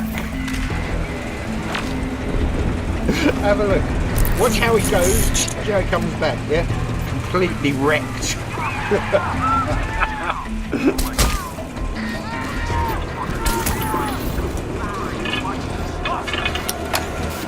I think he's shirtless. A fat middle-aged bald bloke. A pair of combat shorts and a pair of like 2-inch boots. Surprised not wearing boots. Look at this. I mean, what kind of sad existence is this? If I said to my missus, just going out, I know it's 2 o'clock in the morning, you know, get up out of bed 2 o'clock in the morning, or you haven't even been to bed yet, she hears me rustling around, getting a load of crap together to take outside to walk on the grass. I mean, she'd beat me, quite rightly so. But he hasn't got anyone to keep him in line. At least, let's turn that crap down. At least Meth Cookie kind of kept him under control. Gave him a few crazy ideas, but kind of kept him under control. Controlled him a little bit. But now he's just off the hook. But how long's it been since he disappeared into the distance? So he got moving at just after 5 past, and it's taken him like so he got moving at 5 seconds, and we're now a minute and a half, and he's still not back. Here he is. He's coming back. Now watch his demeanour. Watch his body language, because he is ruined, and he only walked down the end and back. Look, he can't. Look, he's gassed. Fucked. Look. Absolutely ruined. And he's doing it on wet grass. Look at that. Oh, I'm an athlete, guys. I'm an athlete. Look, you can see his saggy, pregnant cat skin hanging off around his midriff. You know, it's all hanging off like a pregnant cat or a dog that's had one too many litters. It's all hanging off and wobbling. You can see it. Look, over his fanny pack. Oh, you can see it. No wonder he's got it in the dark. No one wants to see that, do they? Anyway, so, you know, he is quite considerate. He doesn't want to make us feel sick. Some of us might be eating our tea, our dinner, you know, bit of lunch or something. And you don't want to see that thing walking, sort of staggering towards you, gassed out, breathing out his fat ass, and that sort of cat skin around, you know, pregnant, one too many litter cat skin, sort of just hanging over his fanny pack. And after a little bit of investigation, quite literally Google, 2 seconds, yeah, we found this.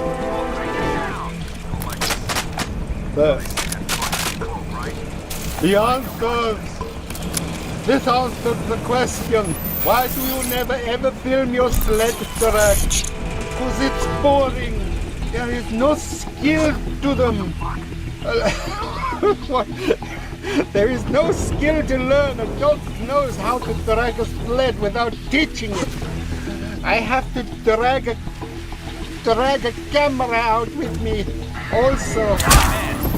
However, I suspect that some strange attempt will claim that I can't read that. So let me read it. However, I suspect this is some strange attempt to claim I am lying about my G for P. So you guys got the dozens of requests. Yeah, enjoy, I guess. So he's saying he's just proving all the haters wrong, all the trolls, all the cyber stalkers, proving them wrong, guys. I do it, look, every day. Yeah, that's right. But I don't film it every day because it's boring. Even a dog knows how to drag a sled. Anyway, look, hackers will claim it's CGI or something. Anyway, look, this is him trying to keep, because people, people can go onto Google Maps, yeah? Pretty much the whole of the fucking internet know where this clown lives, yeah? He's got dogs a long time, yeah? They put flyers up all around that he's a leader, he's got stockpiled weapons and all that stuff. Who knows what the fuck he's got, or what he's allowed to keep anymore. Who knows? Certainly he ain't allowed to keep any animals. Anyway, so because people know where he lives, yeah, because this looks like it's the place that's literally the next road up, yeah, like there's in the industrial park, because where he lives is in the sort of, you know, some industrial shithole with really high crime rate. A lot of people I'm not going to go over it too much, but yeah, the area he lives in is like an industrial area, and it's got a really, probably one of the worst crime rates in the whole of Houston. So that's what a lot of people come up with. They've done the research, they know it's happening. And because he knows now that this, well, he's showing us where, and people can easily find this. So now he's got to put out a little fear factor, isn't he? He's got to go, oh look, see the fanny pack underneath my loose cat gut? It's got something in it. What's it got in there, blah blah? Show us, please. You know, try and keep the cyber stalkers away and the trolls. Look, so what is in the fanny pack during my sled trek before sunup? I think he's saying before sunup, because he knows it's not in the morning, he's up at night. You know, worrying, stressing, anxiety. Anyway, I don't mind the clothing, as I am being a firearm enthusiast and collector. Yes, please carry a gun before anyone chimes in. This is Texas. Given the low light conditions and the possibility of multiple armed attackers, I live deep in Houston, and I have stalkers after all. Deep in Houston, in a shithole area. That's why. I think he even said, someone said, I don't know if it's him or someone in his comment, he said if he leaves the camera, it'll be stolen within a minute. Yeah, so this is why he's now trying to so he's got to try and carry something in that fanny pack. Yeah? And secondly, that's a war funding, isn't it? Just like all the shit before where veterans were after cyber stalking, Muslim terrorists were after, cyber terrorists, they were after. So he's been trying to sort of stuff. It's a long way to take where it comes from. And also the fact that he's trying to set up a tactical channel in school, God forbid. Anyway, so he's just trying to keep people scared. If you approach me at a meet, I'll fucking empty a magazine into you, know, I'm a badass, I'll kill you dead. All this nonsense, come on. You know, we know it's bullshit. Anyway, so this is his way of just trying to keep people coming down there and seeing that he never ever does this. It's just a one-off for the camera. I don't think he does it regularly. But this is his way of scaring people.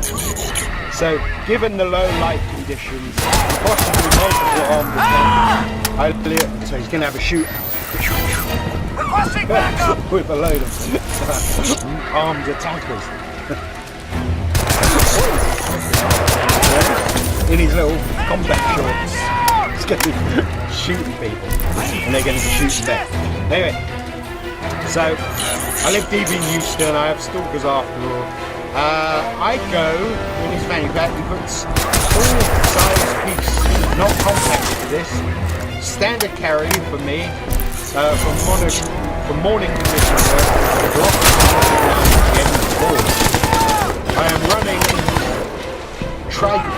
Trichicon HD night sights. Normally I bring 2 extra mags, and I have them loaded up with Federal HST 230 grain. Yeah, and here's a picture of. Ooh. Oh. Lost target. What a man. Where is it? It's on his box. Because he hasn't got a table. We know this. He eats that dog shit off a table. He eats his, looks like whipped cream, but the cheap whipped cream, not the stuff made out of cream that's been whipped up. Like that powdered cream shit, you know, really sweet and sugary. You get it at kids' parties with jelly. When he's eating that bowl of shit on the table, it says it's the morning, who knows when it is, because he's up all night, he sleeps all day. It looks like a bowl of whipped cream, not yogurt. It looks like a bowl of cheap whipped cream. And that's probably what he's eating, that's why he's got no teeth. Anyway, so, yeah, it's the box. He's got the box. These fat asses. Who knows what this is? I mean, you know, he could have got this from somewhere else. I don't know. Who knows if he sticks it in his fanny pack under his loose skin? I don't know. I mean, imagine that. Some armed assailant comes running towards him. You gentlemen, blah, blah. I'm going to kill you because you screwed up the bed. You said something bad about the beds or the Muslims. And he has to pull up all the loose skin, unzip his body bag, pull out his gun, yeah, and do his little Jason Bourne bullshit. Anyway, so that's him trying to scare off any would-be stalkers. Anyway, so I've been sort of storing up on the meds.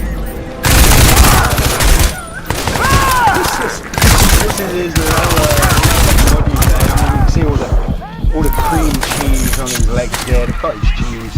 Yeah, not very pleasant. Anyway, so what I want you to do is listen. Listen to this.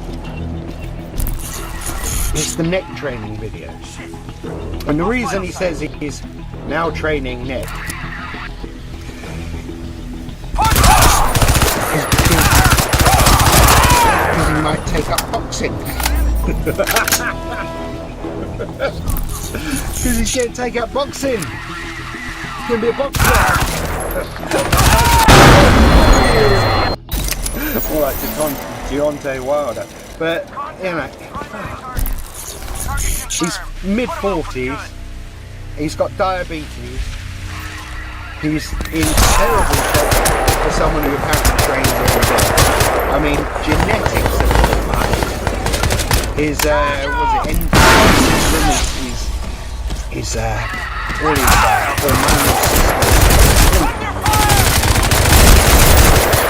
you know, he reckons he's been in the Iron Game for 20 years, and this is the best it's ever looked, and it doesn't look good. But now, he thinks he might give boxing a go. Well, Mr. Barber, if you need an opponent, I did make a video a while back saying, let's have a scrap. Let's have a boxing fight. Yeah, let's have a boxing match. MMA, kickboxing, let's do something. I'll come over. When all this bullshit goes away and things settle down a little, I'll give you plenty of time to put in the ring, practice your combos, and we'll have a scrap. I'm still there, still available. You see how big your balls are? No, he's got what am I saying? Baby dick, baby nuts. Anyway, he reckons he's training his neck because he might take up boxing. Have a listen. Right. So I need to push it up if I'm able to. But again, I think grip is going to be kind of a limiting factor. But here's the thing. I'm going to be rowing, doing a lot of rowing again. I'm doing back off deadlift work without straps. So grip is going to come up from that. In addition to a little bit of extra grip training, I've got to stay on top of some extra grip training every week. You know, a few sets. How do people watch this shit? I mean, no one watches it. He's got, what, 111,000 subscribers. Real subscribers, guys. And only 2,000 people watch this shit. And half of them is probably him. Soccer accounts. Says he hasn't got any soccer accounts. fucking has got some soft gun. You know, stuff I do off camera. So we need to do that. And I'm also doing neck training because I thought, you know, people always say stuff like, well, you can do stuff off camera and we don't know what you do that you don't really show off in training. You know what? You guys don't need to see all my conditioning. Fine, you don't need to see my conditioning because it's not really my strength training. But I've shown you guys the hanging leg raise. You guys see I can do 8 toe-to bars, even with the size of my legs. I clearly do that work. He clearly does that work. You can see that rippling six-pack. And the size of his legs.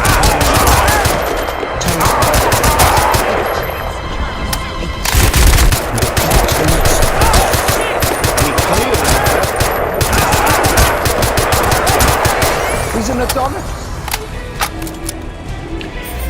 Thought, hey, let's throw in some of the neck work at the end of some of the lower days. And, you know, I don't do a lot of neck work, so I don't really think I do 6 sets or so. 5, 6 sets, 7 sets for the whole week. And I got a video coming out on that later, too, explaining that. People are like, well, understand how much of that doesn't change in years. I've been doing that for years. I want to make that clear. The angle you guys see me doing, the neck extension, is the only one I train. I actually, and again, people can argue about this all they want. It's my health. I get to decide what to do with my own body. So fuck that. It hasn't changed in years. I've been doing. He says, "It's my health, my body, my choice. My body, my choice." For a couple of years, and I only train the one angle. I want to make that clear. The angle you guys see me doing the neck extension. All right, I got you on the security cam. Look, there are 3 guys up there. Can argue about Drop this all they them want. before they find anything. It's my health. I get to decide what to do with my own body. So fuck you. Fuck you, it's my body, my choice. Now look at this. Look at this. He's going to mention the bit where he's going to take up boxing too. Look at all this stuff. I remain reluctant to train some of the other angles due to the potential for more sleep. That's it. And I don't think that I need them.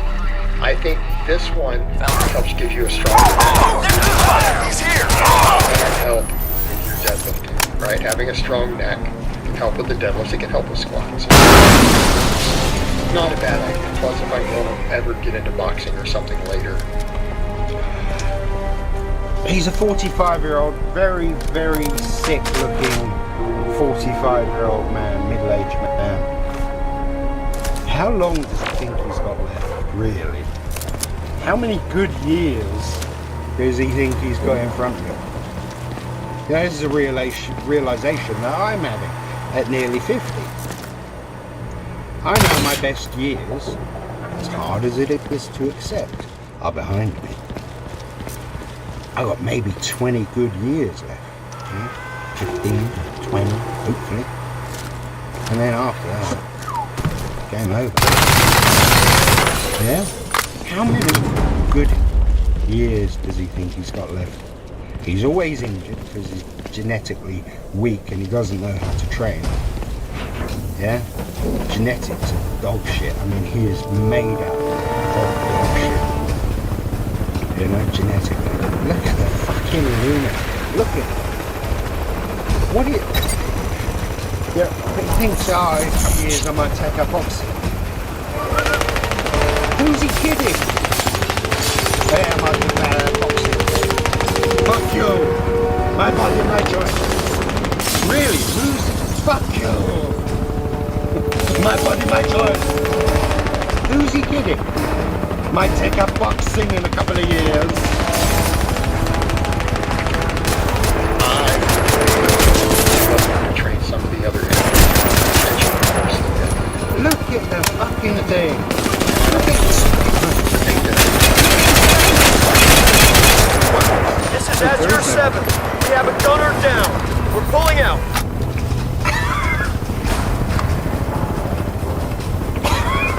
I mean, that doesn't look like a complete fucking lunatic. I don't know who does. And got his goon glasses on, his nerd glasses. So you see his beady little piggy eyes.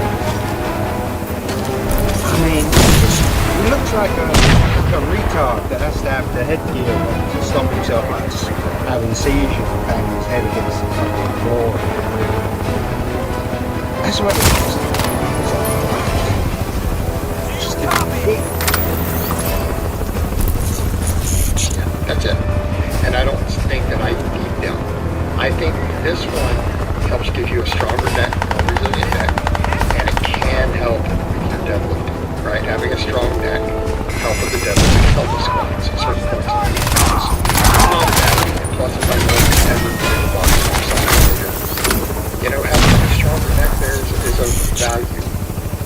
But I only train extensions. So, if he ever wants to get in boxing, Target in a couple of years, get into doing some He's out there boxing. somewhere. And being able to do that.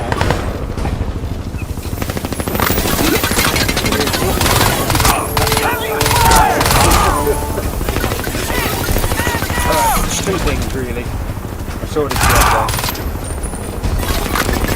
Right, so because soy tube is just a left-wing soy flake social justice warrior shit. Yeah? It's a liberal toy. So that's why they're the two platforms that exist. Yeah? Because they're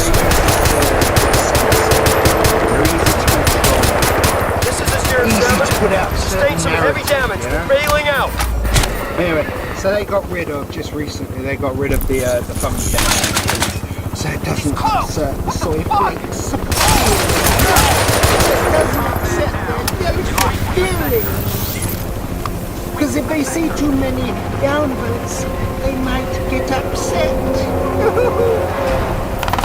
And blah blah is the queen of soy flakes. Yeah? It's bad for my mental health, guys. Bad for my mental health. If I see a downvote, so bad for my mental health. Based on the number of my trolls filling the spam folder, I banned today. I censored today. Tries to play himself off as a right-wing, red-blooded, all-American Texan. Second Amendment gun advocate. Yeah, I'm a Texan. We love our guns and our pussy. That's what he said, right? We love our guns and our pussy. I love pussy as much as I love guns. I remember him saying that. So he tries to play himself off as a right-wing Texan, Trump-voting, red-blooded, peace-eating, gun-loving Texan. And he's just a bitch, yeah? He's a left-wing, liberal bitch. He's a Democrat, yeah? He's a Biden, yeah? Let's go, Brandon. That's what he is. Based on the number of trolls filling my spam folder today, I banned today. Yeah, based on the number of trolls, very hard to read because he doesn't know anything about punctuation. They are clearly very it's really hard to read. Based on the number of trolls filling my spam folder right now, they are clearly shook, very shook. Very clearly shook. It's like script bot will no longer work. Calm down, guys. Move on and do something productively. What has he done that's productive? What's he done? Stop lying. Stop lying as much. Yeah, I never did it though. Oh no. They did it. They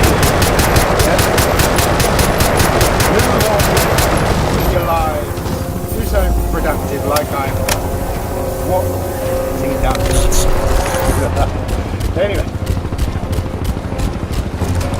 Just a reminder. Air assault incoming! As I'm guessing, pretending to be me on their groups online.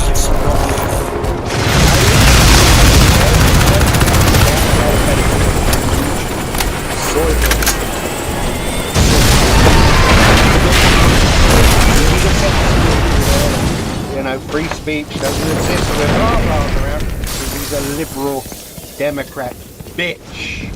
Yep. Oh, man. You're still there. Thank God. Listen, I'm sending coordinates to the suit. It's not far. I've got a cradle set up here, too. Superannuated Crynet stock. Took it out of storage when I quit. It's not as powerful as the one in the lab, but it'll have to do. He doesn't like can't censor it. Yeah? The truth will get out there. It's got no control over it. Here you can just ban people, block people. Same as Facebook, same as YouTube, everywhere. You can ban them on those two platforms. Look, and I have no sock accounts. The fact he's got to say that he's got no sock accounts means he's got a ton. Yeah? Many people have exposed his sock accounts. Yeah? Many people. There's loads. And they're all made, you know, yesterday, 2 days ago, last week.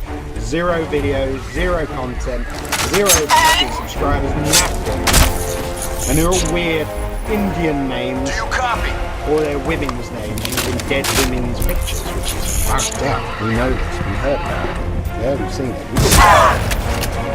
Man down!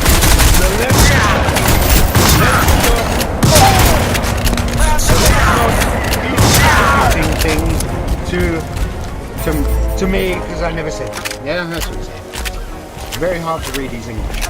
So let's not be attributing things I never said or did to me, please. Thank you. Right, so he reckons people are going on, setting up false accounts, and then saying it's going to send the elevator down for you. It is him. Again, this is more damage control. I think this is more damage control. He knows he's still got loads of shit out there from when he was on David Icke's on his website, on that forum, and he was saying he was a powerboat racer or something, and a street racer, and a double black belt. We know the stories, yeah, all the bullshit. He's just trying to cover up the past again, yeah. And who knows what he's been up to. He's probably been sending dick pics to young boys on forums when he was high on meth. And now he's sort of come round, he's sober. He's realised what he's done. He can't go back. And, oh no, it's trolls, guys. It's trolls. They're setting up sock accounts. Sending back dick pics to boys. Anyway, I'm tired of this. We've been talking for too long, over 30 minutes. I hope that was informative. Man, you wouldn't believe the shit that's gone down in the last 24 hours. Tell your friends, tell your families. Barclay's guys are getting creamed uptown. Speak to you. Crynet are falling the fuck apart everywhere else. Chaos. Roast. I wonder if Mr. Blah Blah is going to do a Christmas... Prophet. A Christmas Man, I'm video glad you're this here. year. Waiting's been creeping me out. Come on in, quick. Didn't do Halloween. Let's get these doors locked again. Didn't do that shit you absorbed at the crash site. Lit up the suit systems like a pinball, man. Definitely viral. Same base structure as the nanoweave. Hargreave must be nuts playing with that shit like it was Kevlar. To all these fans, right in there. it's 100. Yeah, Got if you had rig. 111,000 Same basic as out on the island, just a bit less you'd power. make a Christmas video, wouldn't you? Let's get you checked But out. yes, you know it. Anyway, so like, subscribe, share, tell a friend, tell your family, and You know it's kind of hard.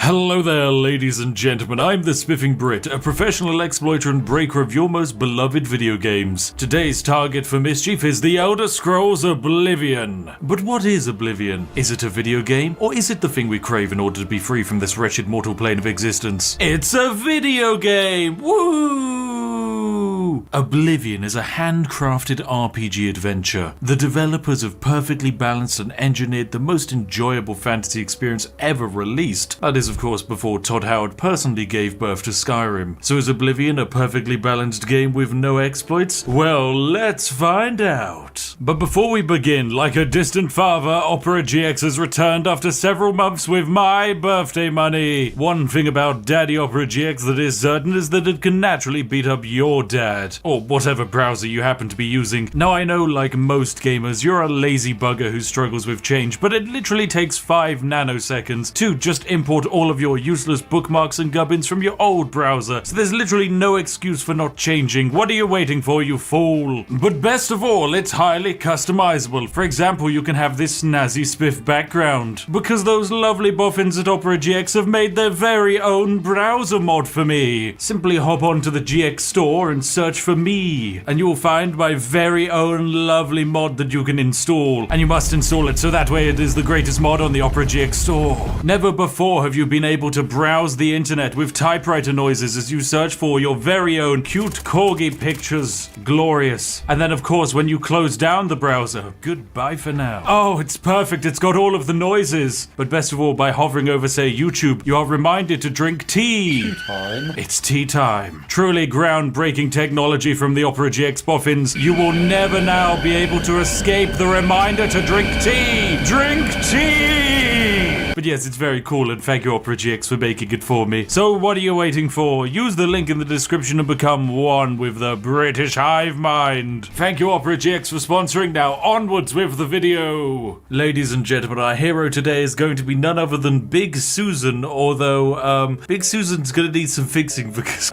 she's a little bit scarred. So yeah, let's just quickly fix up Big Susan's face. Make her look a little bit more like a human being. Oh wow, yep, we're just gonna have a big old head on Susan. Yep, this is fine. This is anatomically correct. Humans can do this. Oh my gosh, I just love the way eyeballs naturally clip through your forehead. That's just beautiful. Great design by Todd Howard to add that in. Well, ladies and gentlemen, our beauty has been created. Say hello to Big Susan. She is one heck of a specimen. My goodness. She's going to become the most overpowered character in existence in this universe. So effectively, you're looking at the face of God, ladies and gentlemen. You should be in awe. Right, so welcome to the wider world. We are playing as the legendary, lovely Big Susan. She is looking fantastic. Now, Big Susan is a very special individual. They are a Breton. Now, Bretons have a few unique advantages to them. Namely, if we look at our current active effects, you will see that we have the ability to resist 50% of all magic. This is just due to the Breton's natural ability, which is pretty jazzy indeed. At the same time, I decided to put ourselves under the Stone of the Atronach, meaning we also absorb 50% of spells that we take and convert it into mana. So already, if you happen to be a mage and you're shooting firebolts at our lovely Big Susan here, you're just going to be absorbing all of that spicy electricity. But what makes Susan so special is what we're going to be doing to her. You see, we're going to be turning her into something absolutely horrifically overpowered. In order to do that, we actually need to do something that you should never normally do in this game, and that is, we're just going to be leveling up. I know you are never ever meant to level up in this game unless you have a good reason, but alas, Big Susan, she's got the greatest reason of all. In order to make one of the most overpowered builds in this game, you've got to be about level 20, and Susan here, well, she's level 1. How do you level up? Well, you've got to level up your primary skills, and I decided to sink all of those points into things like acrobatics and athletics. What does that mean? Well, it basically just means that in order for Big Susan to level up, I just need to jump up and down repeatedly. Welcome to mid-2000s RPGs, ladies and gentlemen. This is gameplay. Now, we also have some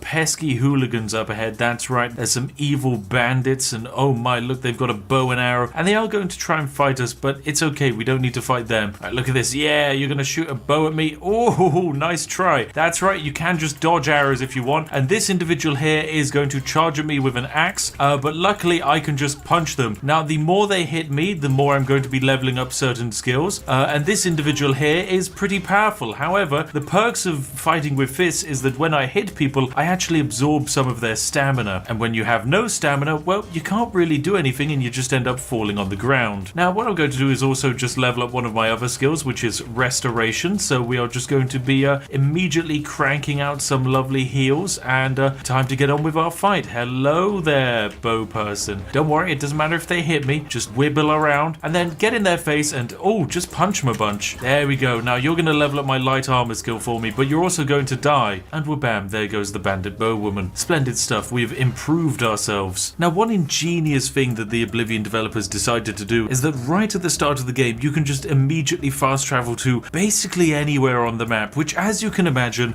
kind of breaks the game a little bit, as you just don't need to walk anywhere in this beautiful handmade world. But that's fine, who cares? One thing we need to be doing, however, is improving Big Susan. And there are a few brilliant ways we can improve Big Susan. So of course, Big Susan is not a perfect vessel right out of the bat. In fact, Big Susan needs to be improved a little bit, and one of the many ways in which we can improve Big Susan is by lock-picking this chest here, or either pickpocketing the key off of Branwyn here outside of the lovely Imperial City Arena. And the reasoning is very simple. Inside this chest is a very special item, so I'm going to lock-pick the chest. It's going to probably take me a few attempts, but once we do, we get something very jazzy. Ah, fantastic. Here we have it. It is the Bands of Quang and Lo. It's just a set of braces, but it fortifies your hand-to-hand combat by 20 points, which is, as you can imagine, pretty jazzy. Anyway, we'll just steal all of that. Anyway, now that we have these lovely stolen items, our hand-to-hand combat is now very powerful. In fact, a lot more powerful than it realistically should be for our level. So what we now need to do is power level Big Susan as much as humanly possible. One of the ways we can do that is just to simply jump a lot, but what we're also going to do is go and punch a bunch of things. As I said, our goal is level 20, so leveling up as fast as possible is the best thing we can possibly do. Oh, I haven't seen your sons, have you? Oh, they went off into the forest. Where are your sons? Ah, they're going to fight some creatures at the farm. Lovely.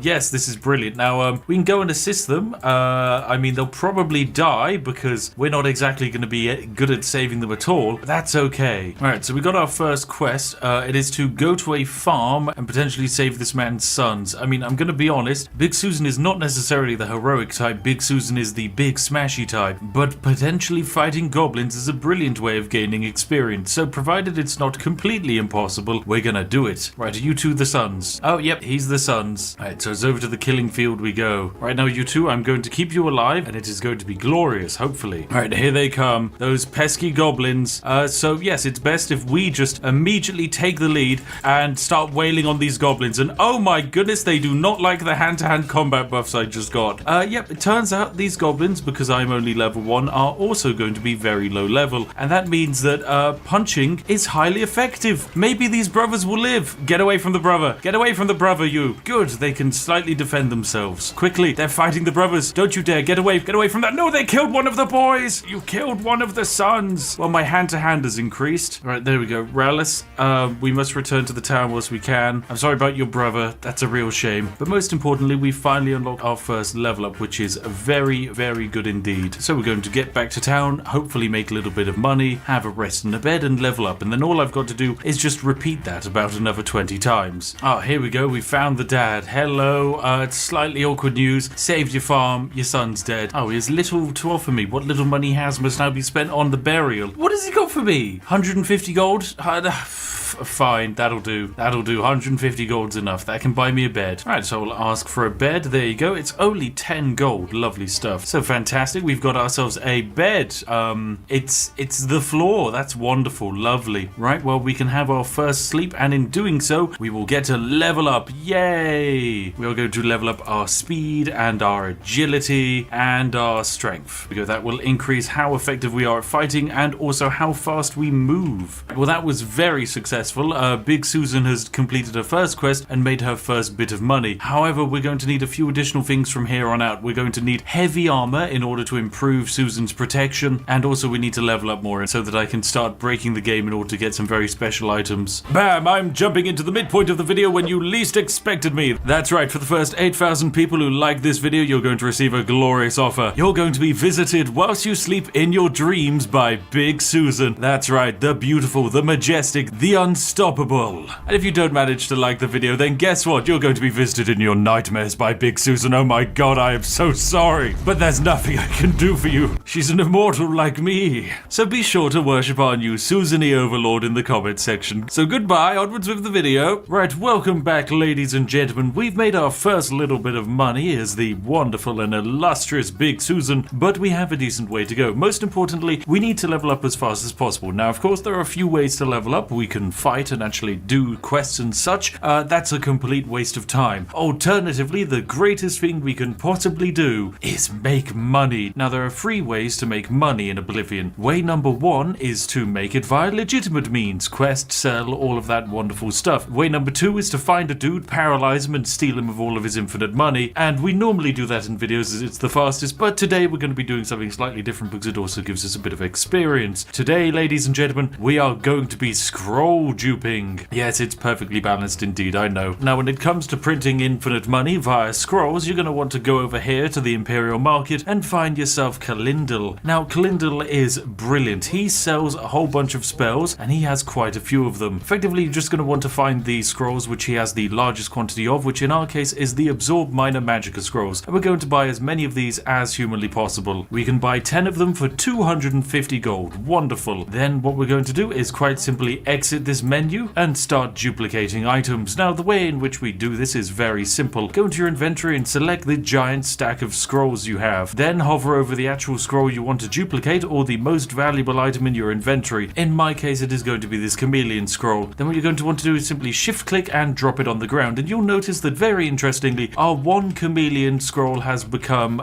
10 chameleon scrolls. Very jazzy indeed. In order to repeat this, we're going to want to drop all bar 1 of our scrolls on the floor into one lovely big pile, select the Absorb Minor Magicka spell again, and then drop the chameleon scrolls. And repeat over and over again, we now have 20 scrolls of chameleon. Ladies and gentlemen, in the wise words of Todd Howard, it just works. Right, and wha-bam, we have printed far too many chameleon scrolls now. Lovely stuff indeed. Now, most importantly, we can take some of our giant stack of 64 chameleon scrolls and we can try and make some money with them. We can go on over to Kalindel here and sell him some of this gubbins. There we go, we're going to get 660 gold from this. Very nice. Now, what we're going to do with all of this gold is we actually want to start leveling up. And one of the best ways to level up is to simply be taught. So I will simply repeat this process over and over again until I gain enough gold from these lovely 2 NPCs. I'll be back after I've been duplicating for around about a day or 2, as then we'll have enough gold to effectively power level our way to the moon. 1 eternity later. Welcome back, ladies and gentlemen. Can you tell which item I've been duplicating? I think this man can. He's bought millions and millions of gold worth of the hands of the Atronak from me, all because he sold me 1 copy and I then turned it into 570 of them right in front of his eyes. I've effectively had a macro going for quite a few hours, and well, the money making has gone very, very well indeed. As you can probably tell by the fact that I have an astronomical 2.2 million gold in my inventory. Very nice. Now, with all of this gold, we actually need to go and do something, and that is to spend it on stuff. And we are going to be spending it on stuff in order to level me up. So first things first, I'm going to need some heavy armor. So I'm going to buy an upgraded iron helmet from him. There we go. That will improve my head armor. Now, Venado here is also very special because this man is a trainer. And what this means is effectively we can just give him money, and in doing so, he's going to level up our heavy armor skill. Now, this is brilliant because in doing so, this also can level me up as a character. There we go. I should now rest and meditate on what I've learned. This is brilliant. Now, what I will be buying from these lovely gentlemen is going to be a full set of armor. So I'm going to be wanting some lovely iron boots, and then I'm going to be wanting a lovely steel chest plate. And wha-bam, I am looking oh wait, I need some trousers, don't I? Where are the trousers? Right, there we go. Found some trousers to balance out the look. There we go. Much better. Right, into the inn we go. Alright, so Velas, can I have a bed? There we go. 20 gold. Fantastic. My goodness, that's a lot of money. But to be fair, this room is a fair bit nicer to sleep in. So bam, we've gone to sleep and we've leveled up at level 2. Brilliant stuff. Time to increase our endurance, our strength, and our speed. Wonderful. 1 power level session later. Welcome back, ladies and gentlemen. We're up to level 25 and we beelined our way here, which means that our statistics are, yes, a little bit better, but our straight attributes are pretty bad indeed. Oh my goodness. Sure, our speed is maxed out, so I can jump really high. I mean, this is just absurd levels of height. I can jump a good 2 meters in the air from the ground. But as I mentioned, I want to become a god. Now, in order to become a god, I believe the best way to do it is not to do an insane amount of damage. No. But what we're about to do is very broken. We're going to turn the enemy's power against them. In order to do that, we need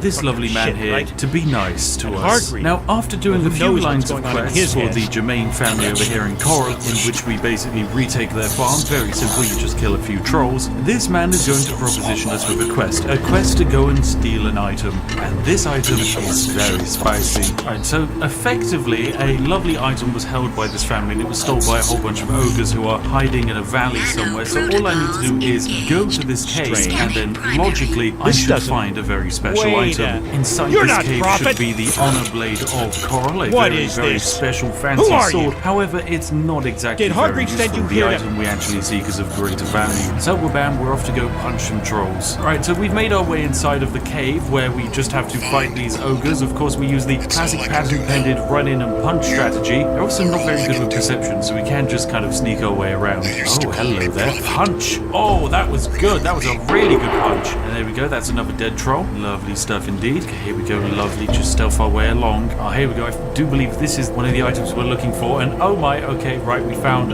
the chieftain of the ogres. He's going to be quite a spicy boy indeed. Now, of course, we are just two big boys effectively punching each other with our fists, which is, as you can imagine, very effective. And he's dead. Lovely stuff. And he drops the honor blade himself. Lovely stuff. Fantastic. The item has been recovered, so it is time for me to escape from this lovely cave system. Now, instead of giving the item back to the quest giver, what you actually want to do is head on over to the castle, and one of the lovely gentlemen in here is going to be able to provide us with an item of far greater value than the honor blade itself. That's right, Leif here is going to give us something spicy. And I'm going to say, hey, here's the sword. Wabam. He's going to be very, very happy. And in return, we are given a glorious gift. Oh, yes, oh, yes, oh, yes. It is none other than the Escuffion of Charl. So, Wabam, what do I get? I get a lovely, very special item. Say hello to the escutcheon. It is a piece of heavy armor, it is a shield, and it will reflect 35% of damage on self. That's right, if you come up to me and you try and punch me, 35% of your own damage is going to get bounced straight back to you, which, as you can imagine, is pretty decent. However, it's not perfect, is it? So we need to make it better, ladies and gentlemen. We need 100% damage reflection. Now, of course, we're 1/3 of the way there. However, we can do better, and for that, we're going to want to make our way over to Leowin, where we're going to be getting ourselves a secret villain lair. This lovely location, Deep Scorn Hollow. Yes, it is just off the southern tip of Leowin, and it is ours. It is effectively this useless piece of land, but guess what? It's our base. If you're to swim under here, wabam, you can get inside of this secret location. Now, this location is pretty good, but it needs to be restored to its old former glory, and in order to do that, I'm going to need to basically spend a bunch of money to improve the place. And don't worry, ladies and gentlemen, money is something that I have quite a lot of. Luckily for me, I could just immediately fast travel over to the Wayward Inn, where we're going to locate our lovely friend. And here we go, it's Roly. This man is what I need. Yes, here we go. He has some pretty spicy items that he can sell, but most importantly, he has the Ichor of Siphis for 5,000 gold, and all of the necessary upgrades to our lovely new abode. So we're just going to immediately buy all of them. Lovely stuff indeed. And with that, I've purchased everything,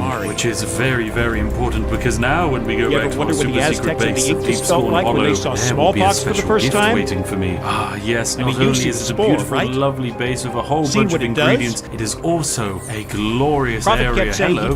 Up these swanky steps, I do believe. Oh my goodness, check out this. Yes, a new swanky area to relax in. My new pimping bed. And what we also get to find in this lovely room of ours is in this lovely cabinet. You get the raiment of the Crimson Scar. That's right, it's a piece of light armor, and very importantly, this special bit of light armor grants 35% of reflect damage. This is, as you can imagine, getting pretty spicy. Take a look at our brand new active effects. You will notice the reflect damage is up to 70. Oh my, that's pretty good. So let's go and actually test this bad boy out in action. I need to find some kind of wildlife to punch, or rather find some kind of wildlife to punch me. And oh my, look at that horrible beastie creature. Yep, this should do nicely. So effectively, not only are we going to be taking 70% less damage from this monstrosity, it's also going to be receiving 70% of its own damage. So yes, the Landrew is going to be punching us, and you'll notice its health is going down, and mine isn't. Oh my, that is indeed a shame. Oh, and it appears to have punched me to death. And by punched me to death, I mean it's punched itself to death on me. So, wabam, that is a very nice spicy spicy creature that has just died. Yes, taking 70% less damage is good, but taking 70% less damage and dishing it straight back out to someone else, oh now that's just even better. Now of course this isn't the be all and end all. For example, if we were to now run into say a magic caster, if they were to cast spells at us, well, we can't reflect spell damage, but luckily what we can do, ladies and gentlemen, is just resist the hell out of it. That's right, we already resist 50% of magic and absorb 50% as well. All we need to do is get this up to 100% and we're immune to magic. Get this up to 100% as well and we're immune to physical damage. At that point the only thing that can damage us are bows, and well, bows in Oblivion kind of suck. This isn't Skyrim, okay, ladies and gents? They're just terrible. Right, let's see if I can find myself an additional reflect item. Right, I've made my way over to one very special location indeed. This is the Robber's Glen Cave, just north of Breville.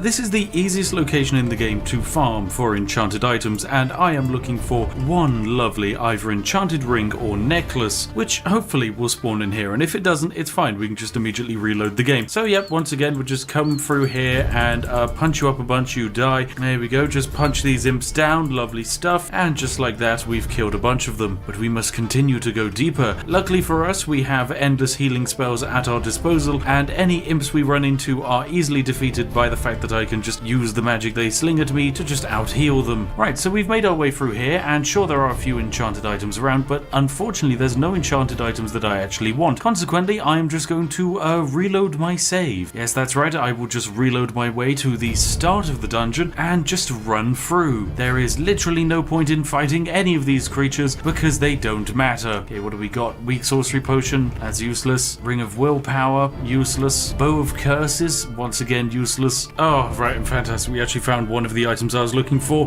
This is one of the 2 necessary items that can fill this task. It is the Ring of the Iron Fist, and of course this is the best cave system to find one. A Ring of the Iron Fist, pretty decent. Fortify hand-to-hand by 25 points on self, but most importantly, reflect damage by 33% on self. Very nice indeed. So by now equipping this bad boy, we're going to have something very spicy. So not only is my hand-to-hand fighting skill better, but I now can reflect damage like nobody's business. How much damage can I reflect? Oh, I can reflect 103 damage. That's pretty spicy. So yep, I'm just going to punch my way out through all of these imps. Do I need to fight them? No, but it sends a message to them. Ah, fantastic. This is what progress feels like. We are more powerful than we have ever been. Ladies and gentlemen, this is the face of a god. A true god. A powerful deity being. One that cannot be defeated by mortal means. It's time for me to find myself a living creature to have a little fight with. I don't know, maybe a bear or something. There's a bunch of bears in this woods, I imagine. Just anything. Oh, look, here we go. Here's a dryad. That looks kind of like an evil being. Hello. Now, Mr. Spriggan, you're probably going to summon stuff. And yep, you've summoned some bears to fight me. Now, unfortunately for you, I'm not going to actually take any damage from this. And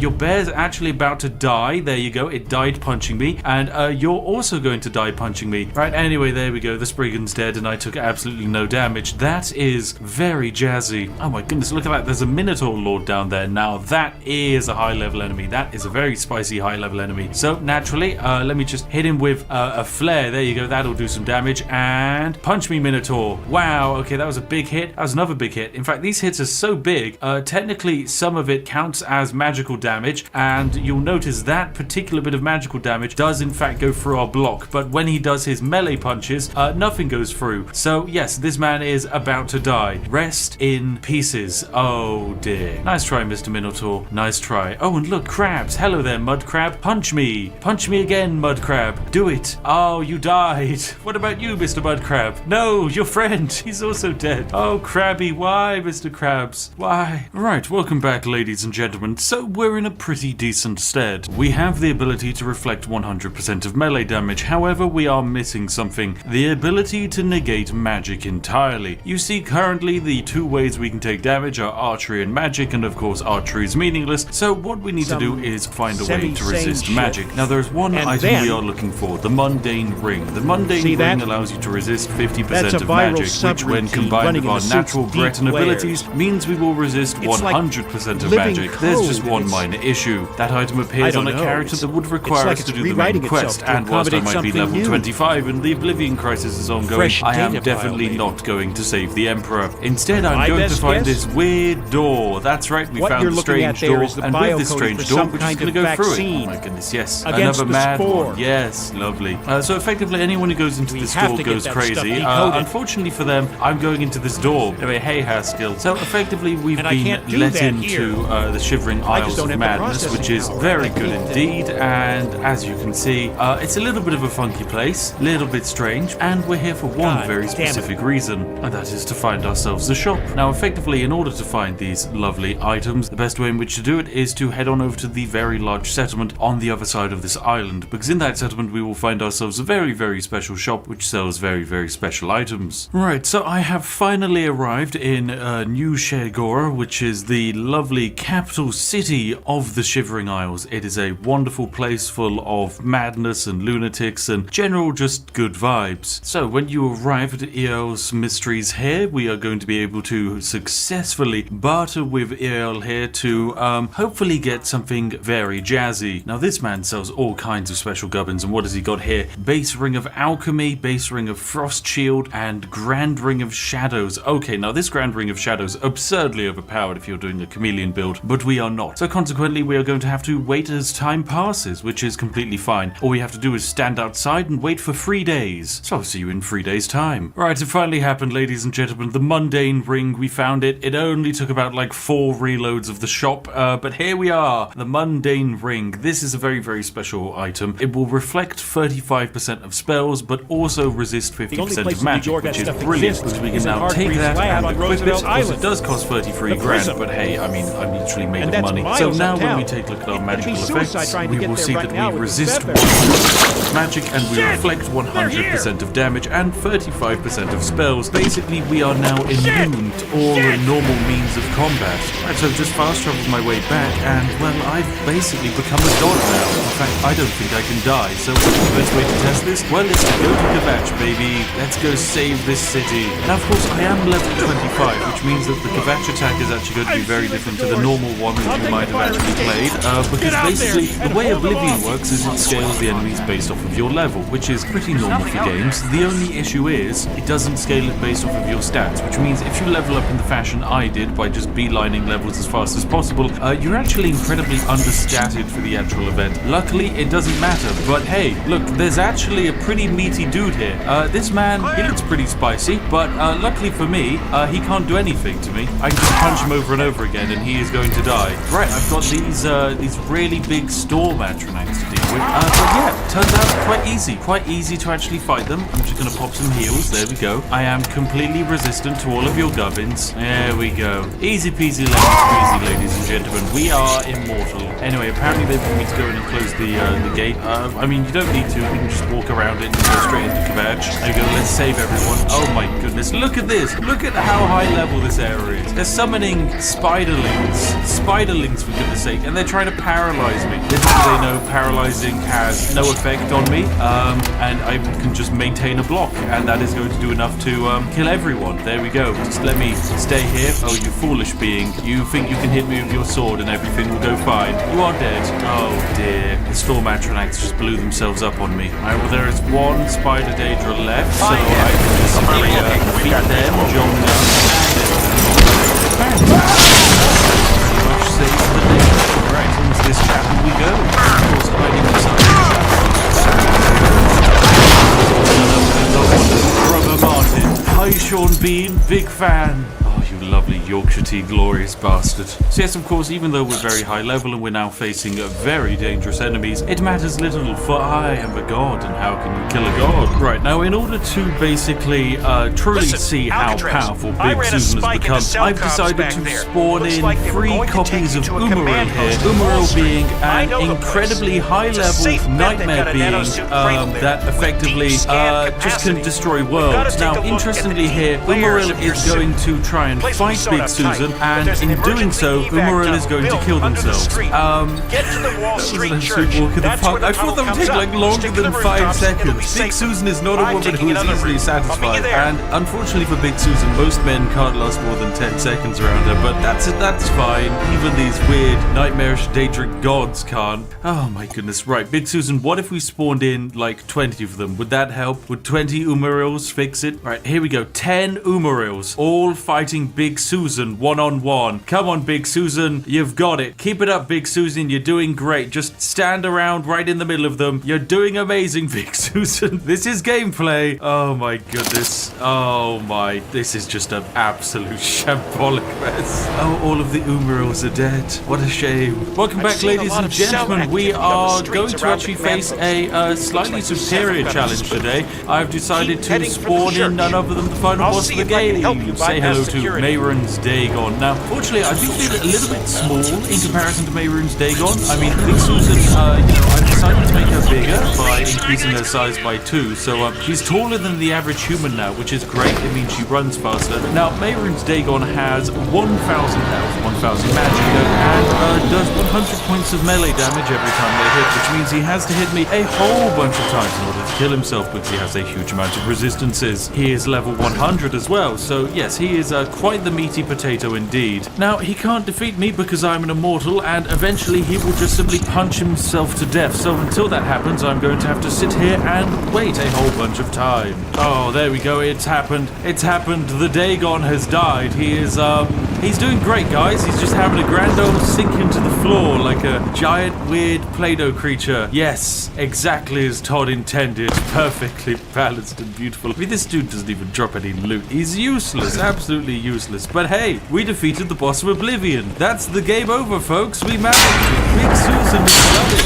What a hero. What a glorious hero. And there we have it, ladies and gentlemen. Big Susan has conquered Oblivion by standing still and doing absolutely nothing and just watching as enemies beat themselves off. Okay, no, we can't say beat themselves off. The enemies just trip over themselves. Anyway, that's all for today's video. If you enjoyed it, then make sure to give it a like and hop on down to the comment section and tell me what your most overpowered Oblivion build was. And if you want to see the adventures of Big Susan continue, then why not? Let's make it so. Because there's even more we can do to make her overpowered. Anyway, as always, a massive thank you to each and every one of the amazing, majestic sausages who fund these videos. I'm, of course, talking about our YouTube channel members and patrons, which you can be for just $1/pound a month. You get a whole bunch of emotes. It's glorious. You can flex on plebs and comment sections. You can get members-only videos, I know. Very classic. And hey, if you're still wondering what to do for next, look over now, chosen by myself to be majestic for you. Anyway, I'll see each and every one of you in the next one. Have a lovely day. Goodbye for now.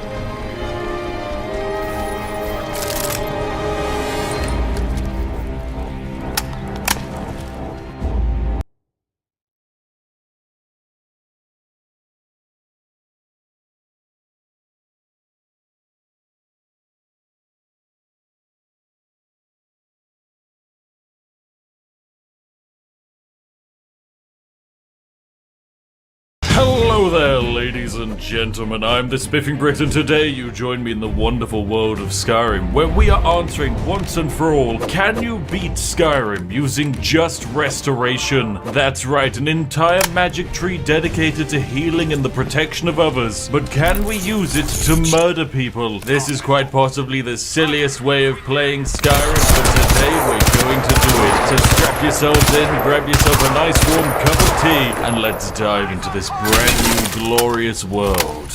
Here we are in the lovely world of Skyrim. Now, of course, even though we're going to main restoration, this does raise some problems. For example, we can't use any weapons, we can't use the overpowered stealth archer combination, we can only heal. Now, healing isn't really that useful, considering 99% of the quests in this game can only be solved by murdering people. Now, seeing as we are limited pretty much entirely just to magic, we must go for a high elf. This is very important indeed, because not only do they get to start off with a bonus 50 magicka, their special ability allows them to regenerate magicka faster, and they start off with 20 restoration skill. So we shall create our healer. Oh, this is it, I've made our hero today. A hero who is stuck in the path of the light, and healing must of course come from a place of true darkness. That means today we are playing none other than the legendary Gothbecker. Gothbecker has come from true darkness, and is here to spread only light. Now, of course, as always, it's time for us to pick our side, and, you know, as a good British person, I would always pick the Empire. But today, the day of recording this, it is the 4th of July, meaning it's Treason Day, baby. And so, for the first time ever, I'm going with quite literally the objectively worst faction in all of Skyrim, the Stormcloaks. Now, of course, here is where the challenge begins in truth, because, of course, my hands are going to be unbound, but we run into a little problem. I can only use restoration spells, and it's not exactly easy to kill someone with restoration spells. In fact, it's almost impossible. Consequently, we're going to need to get a little bit creative, especially in this starting area, whereby effectively Ralof is going to have to kill everyone for us. Now, we can steal Gunyar's gear, but of course we can't take his axe, but we can sell it. Now we need to put on some of his armor, and there we go, we're looking very good, nice and goth. Give that axe a few swings. I do not think so, Ralof, we will not be swinging that axe. So what do we have access to? Well, we have access to a few spells. From the illusion tree, we have Fury, which would allow us to convince our attackers to fight each other. We have Destruction Flames, which are very powerful, but we have only one spell we can actually use, and that is the spell of healing. It heals the caster for 10 points per second, and this is the only spell we have, and the only one we can use. Oh, and in comes the angry Imperials. Here we go. It's time to fight them. Although, of course, I can't fight them. Instead, I would just be healing. There we go. Right, feel free to use me as a punching bag, angry Imperials. Punch me, not Ralof. Also, Ralof, please, can you kill them? It's your job to kill them. It appears they don't know how to pass through doorways, so it should be good. Oh, now this is some intense, Skyrim action.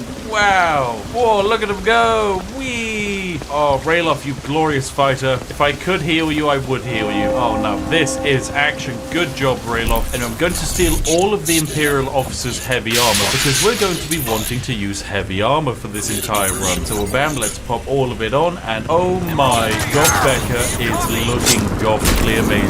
Gothtastic, some would even say. Oh, and look, there's some people here to fight me. Luckily, this is a good opportunity to gain some levels. We get to start with 20 points in restoration, but we're going to want to go down this tree right the way to the end. And the other tree we're going to want to go down right the way to the end is the heavy armor tree. But first, time to level some restoration. That's right, punch me, you weird angry boys. Anyway, Ralof, can you actually try, like, fighting them instead of shooting arrows into the door? Ralof, you are not being useful in the slightest. Good job, Ralof. And there we go. They've died, but of course, I haven't killed them. I have only restored my own health. Gothbecker is a virtuous being, one who does not destroy, simply heals, and yet has so many enemies who must die. Oh, there we go. Heavy armor increases to level 16. Now we're making progress. Oh, wow. Look at this glorious action fighting we're seeing. So it's onwards we go. Of course, we're not going to actually kill anyone by the time we escape, but we will have hopefully leveled up a few of our restoration stats, maybe even our armor a little bit more. So I'll get back to you once we've escaped. Welcome ladies and gentlemen. We've made our way all the way over to Dragon's Reach. We are looking absolutely amazing, and along the entire way we've of course fought absolutely no one, but we have picked up the Mage Stone, meaning we're going to level restoration a little bit faster, and I've gathered a very large amount of potion ingredients. I would love to level up some of my potion making skills, but in the meantime we actually need to build an overpowered character. Now luckily Farengar is here to potentially sell us some spells, although his collection of spells from the restoration school aren't exactly very good. That's not really his fault, there just really aren't very many good restoration spells, and also we don't really have much money, and also even if there were, we wouldn't really have the money to buy them. So it's time of course for us to perfectly balance Skyrim a little bit and use some of the more dubious Todd Howard inspired mechanics. So I'm going to select an item to sell,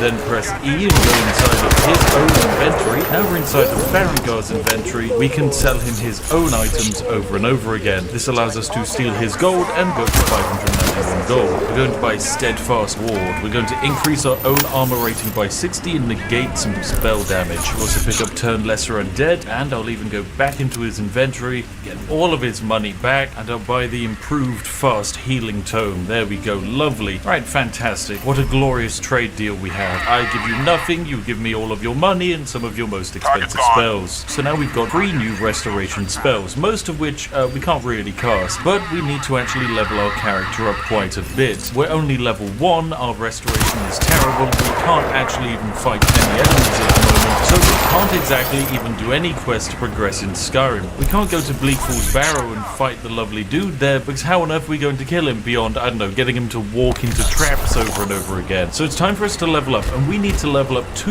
major, very important skill paths. Number 1, restoration. We need to max it out. And number 2, heavy armor. This of course raises a very interesting point. How are we going to raise these two? Because in order to do it, we need to be taking damage, and we need to be taking damage consistently without dying. So for that, we're going to take a trip to the north. You see, if you really want to level up, the best way to do it is to find yourself some walruses. Walruses are creatures that don't necessarily do much damage when they attack you, and hopefully we're going to be able to regenerate magic fast enough to offset the damage they do to us, allowing us to potentially infinitely level up off of the Hawkers. So where can we find some of these mythical beastie boys? Well, we're gonna make our way off to Winterhold, as it's a very, very cold place indeed.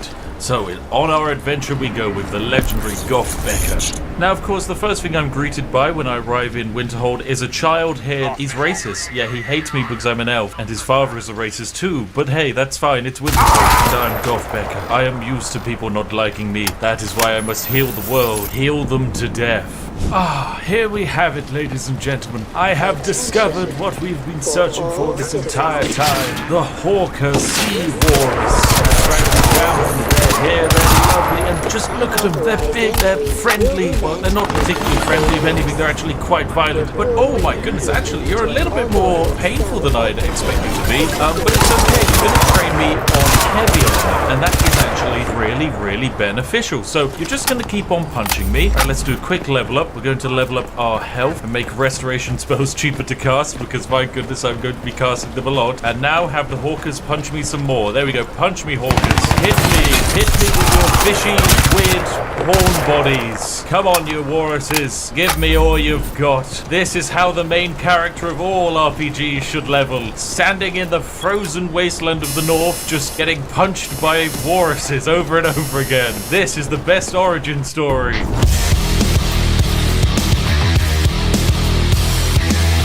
Well, we're up to level 11, and it looks like there's someone over there quite literally watching me get pounded to death by walruses. Yep, there's now just some dude has joined me and is watching this process. I don't why aren't they intervening? What are they doing out here, Todd? What is this?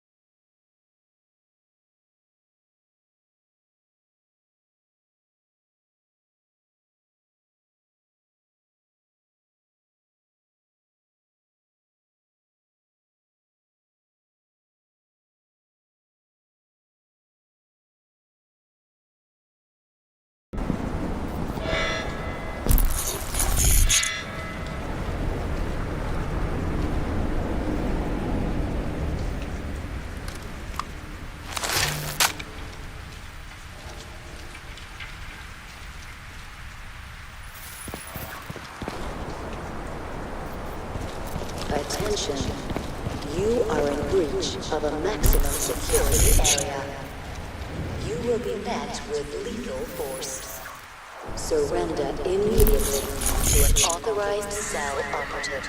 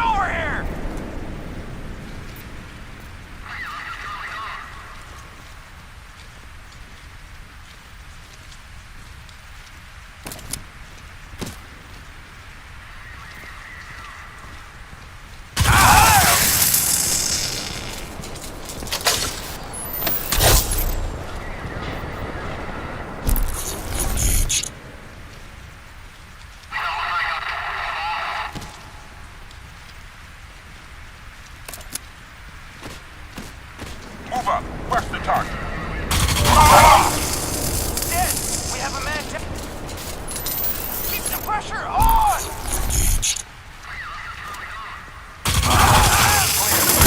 Areas again.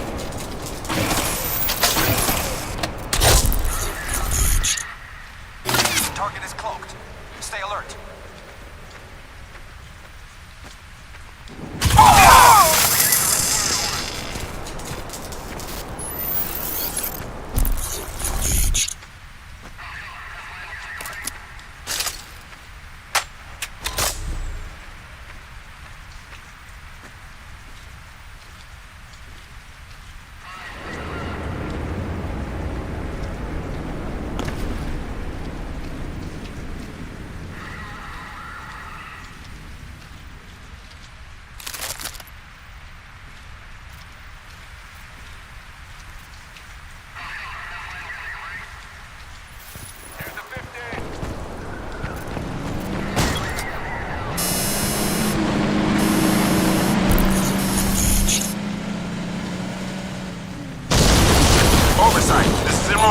We have a secondary explosion at the church. Requesting immediate assistance. Roger that. Deploying reinforcements. Hold tight. All right. It's working, but, they're gonna be heading your way. There!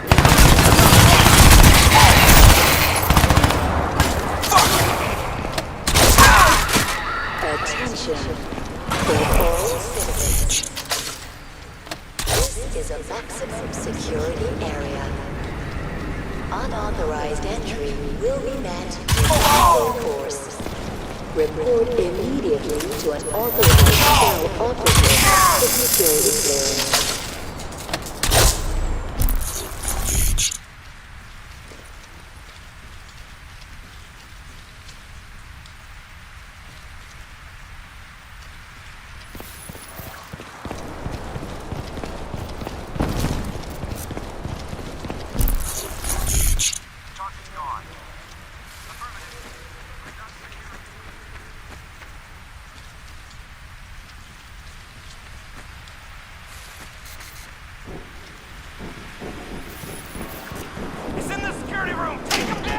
Tunnel access enabled.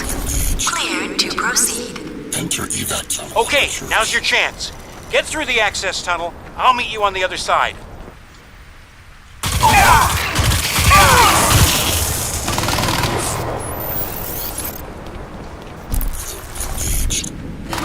Push forward!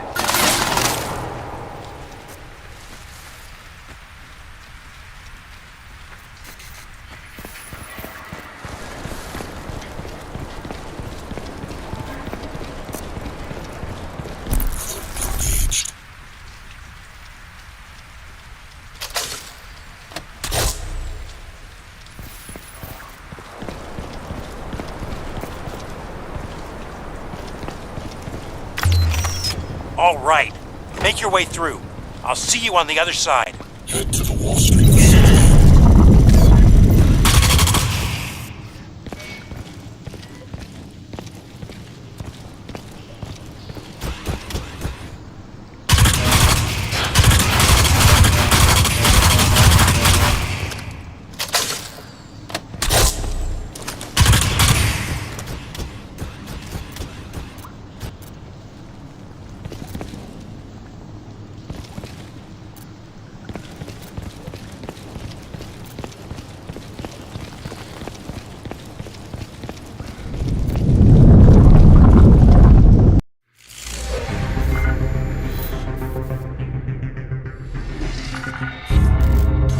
Alcatraz, Nanosuit 2 had a whole suite of evolving biofeedback functions. It's the most sophisticated combat hardware around.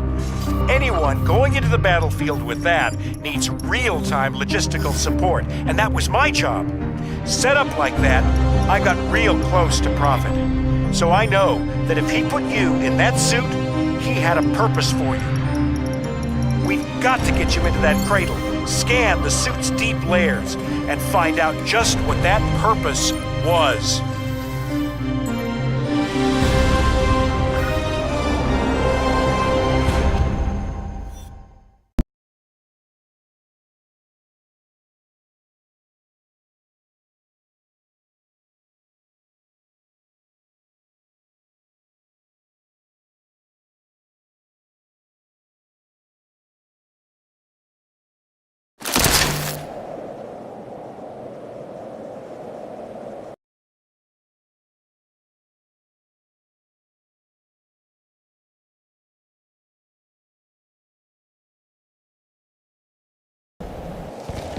Okay, your diversion worked. They're moving troops away from Wall Street. This is our chance. Now listen, I'm gonna find a way in through the lower levels. Your best bet is to, break in through the roof. But hurry, man. Locate the nanosuit deep scan cradle. Find a way into the cell facility. I hear something. Stand by 1.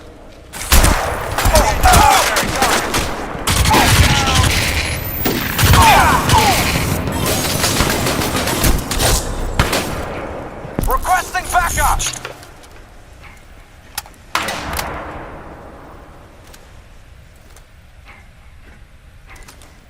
Oh! Got a visual! Up there!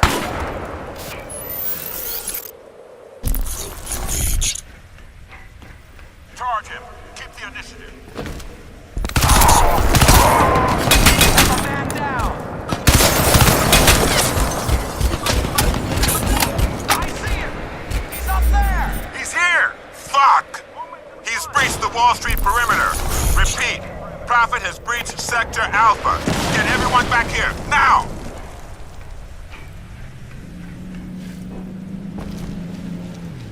Clear! Gunfire! Gunfire! Moving out! All clear! Affirmative. Sweep area to report back. Advance. No contact. All clear. No targets. AOR is clear. Looks clear.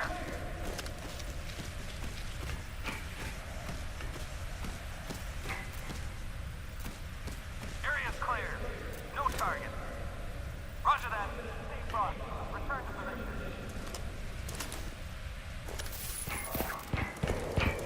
Clear. Looks clear. No target. Roger that. Resume your position.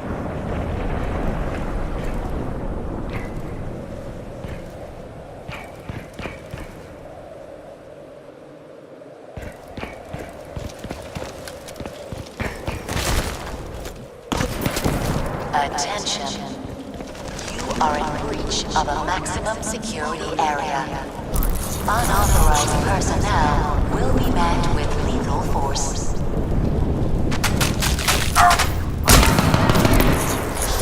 Man down!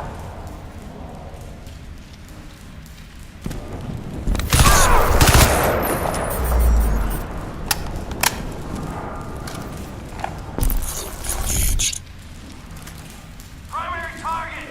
Roger. Sniper! Man down!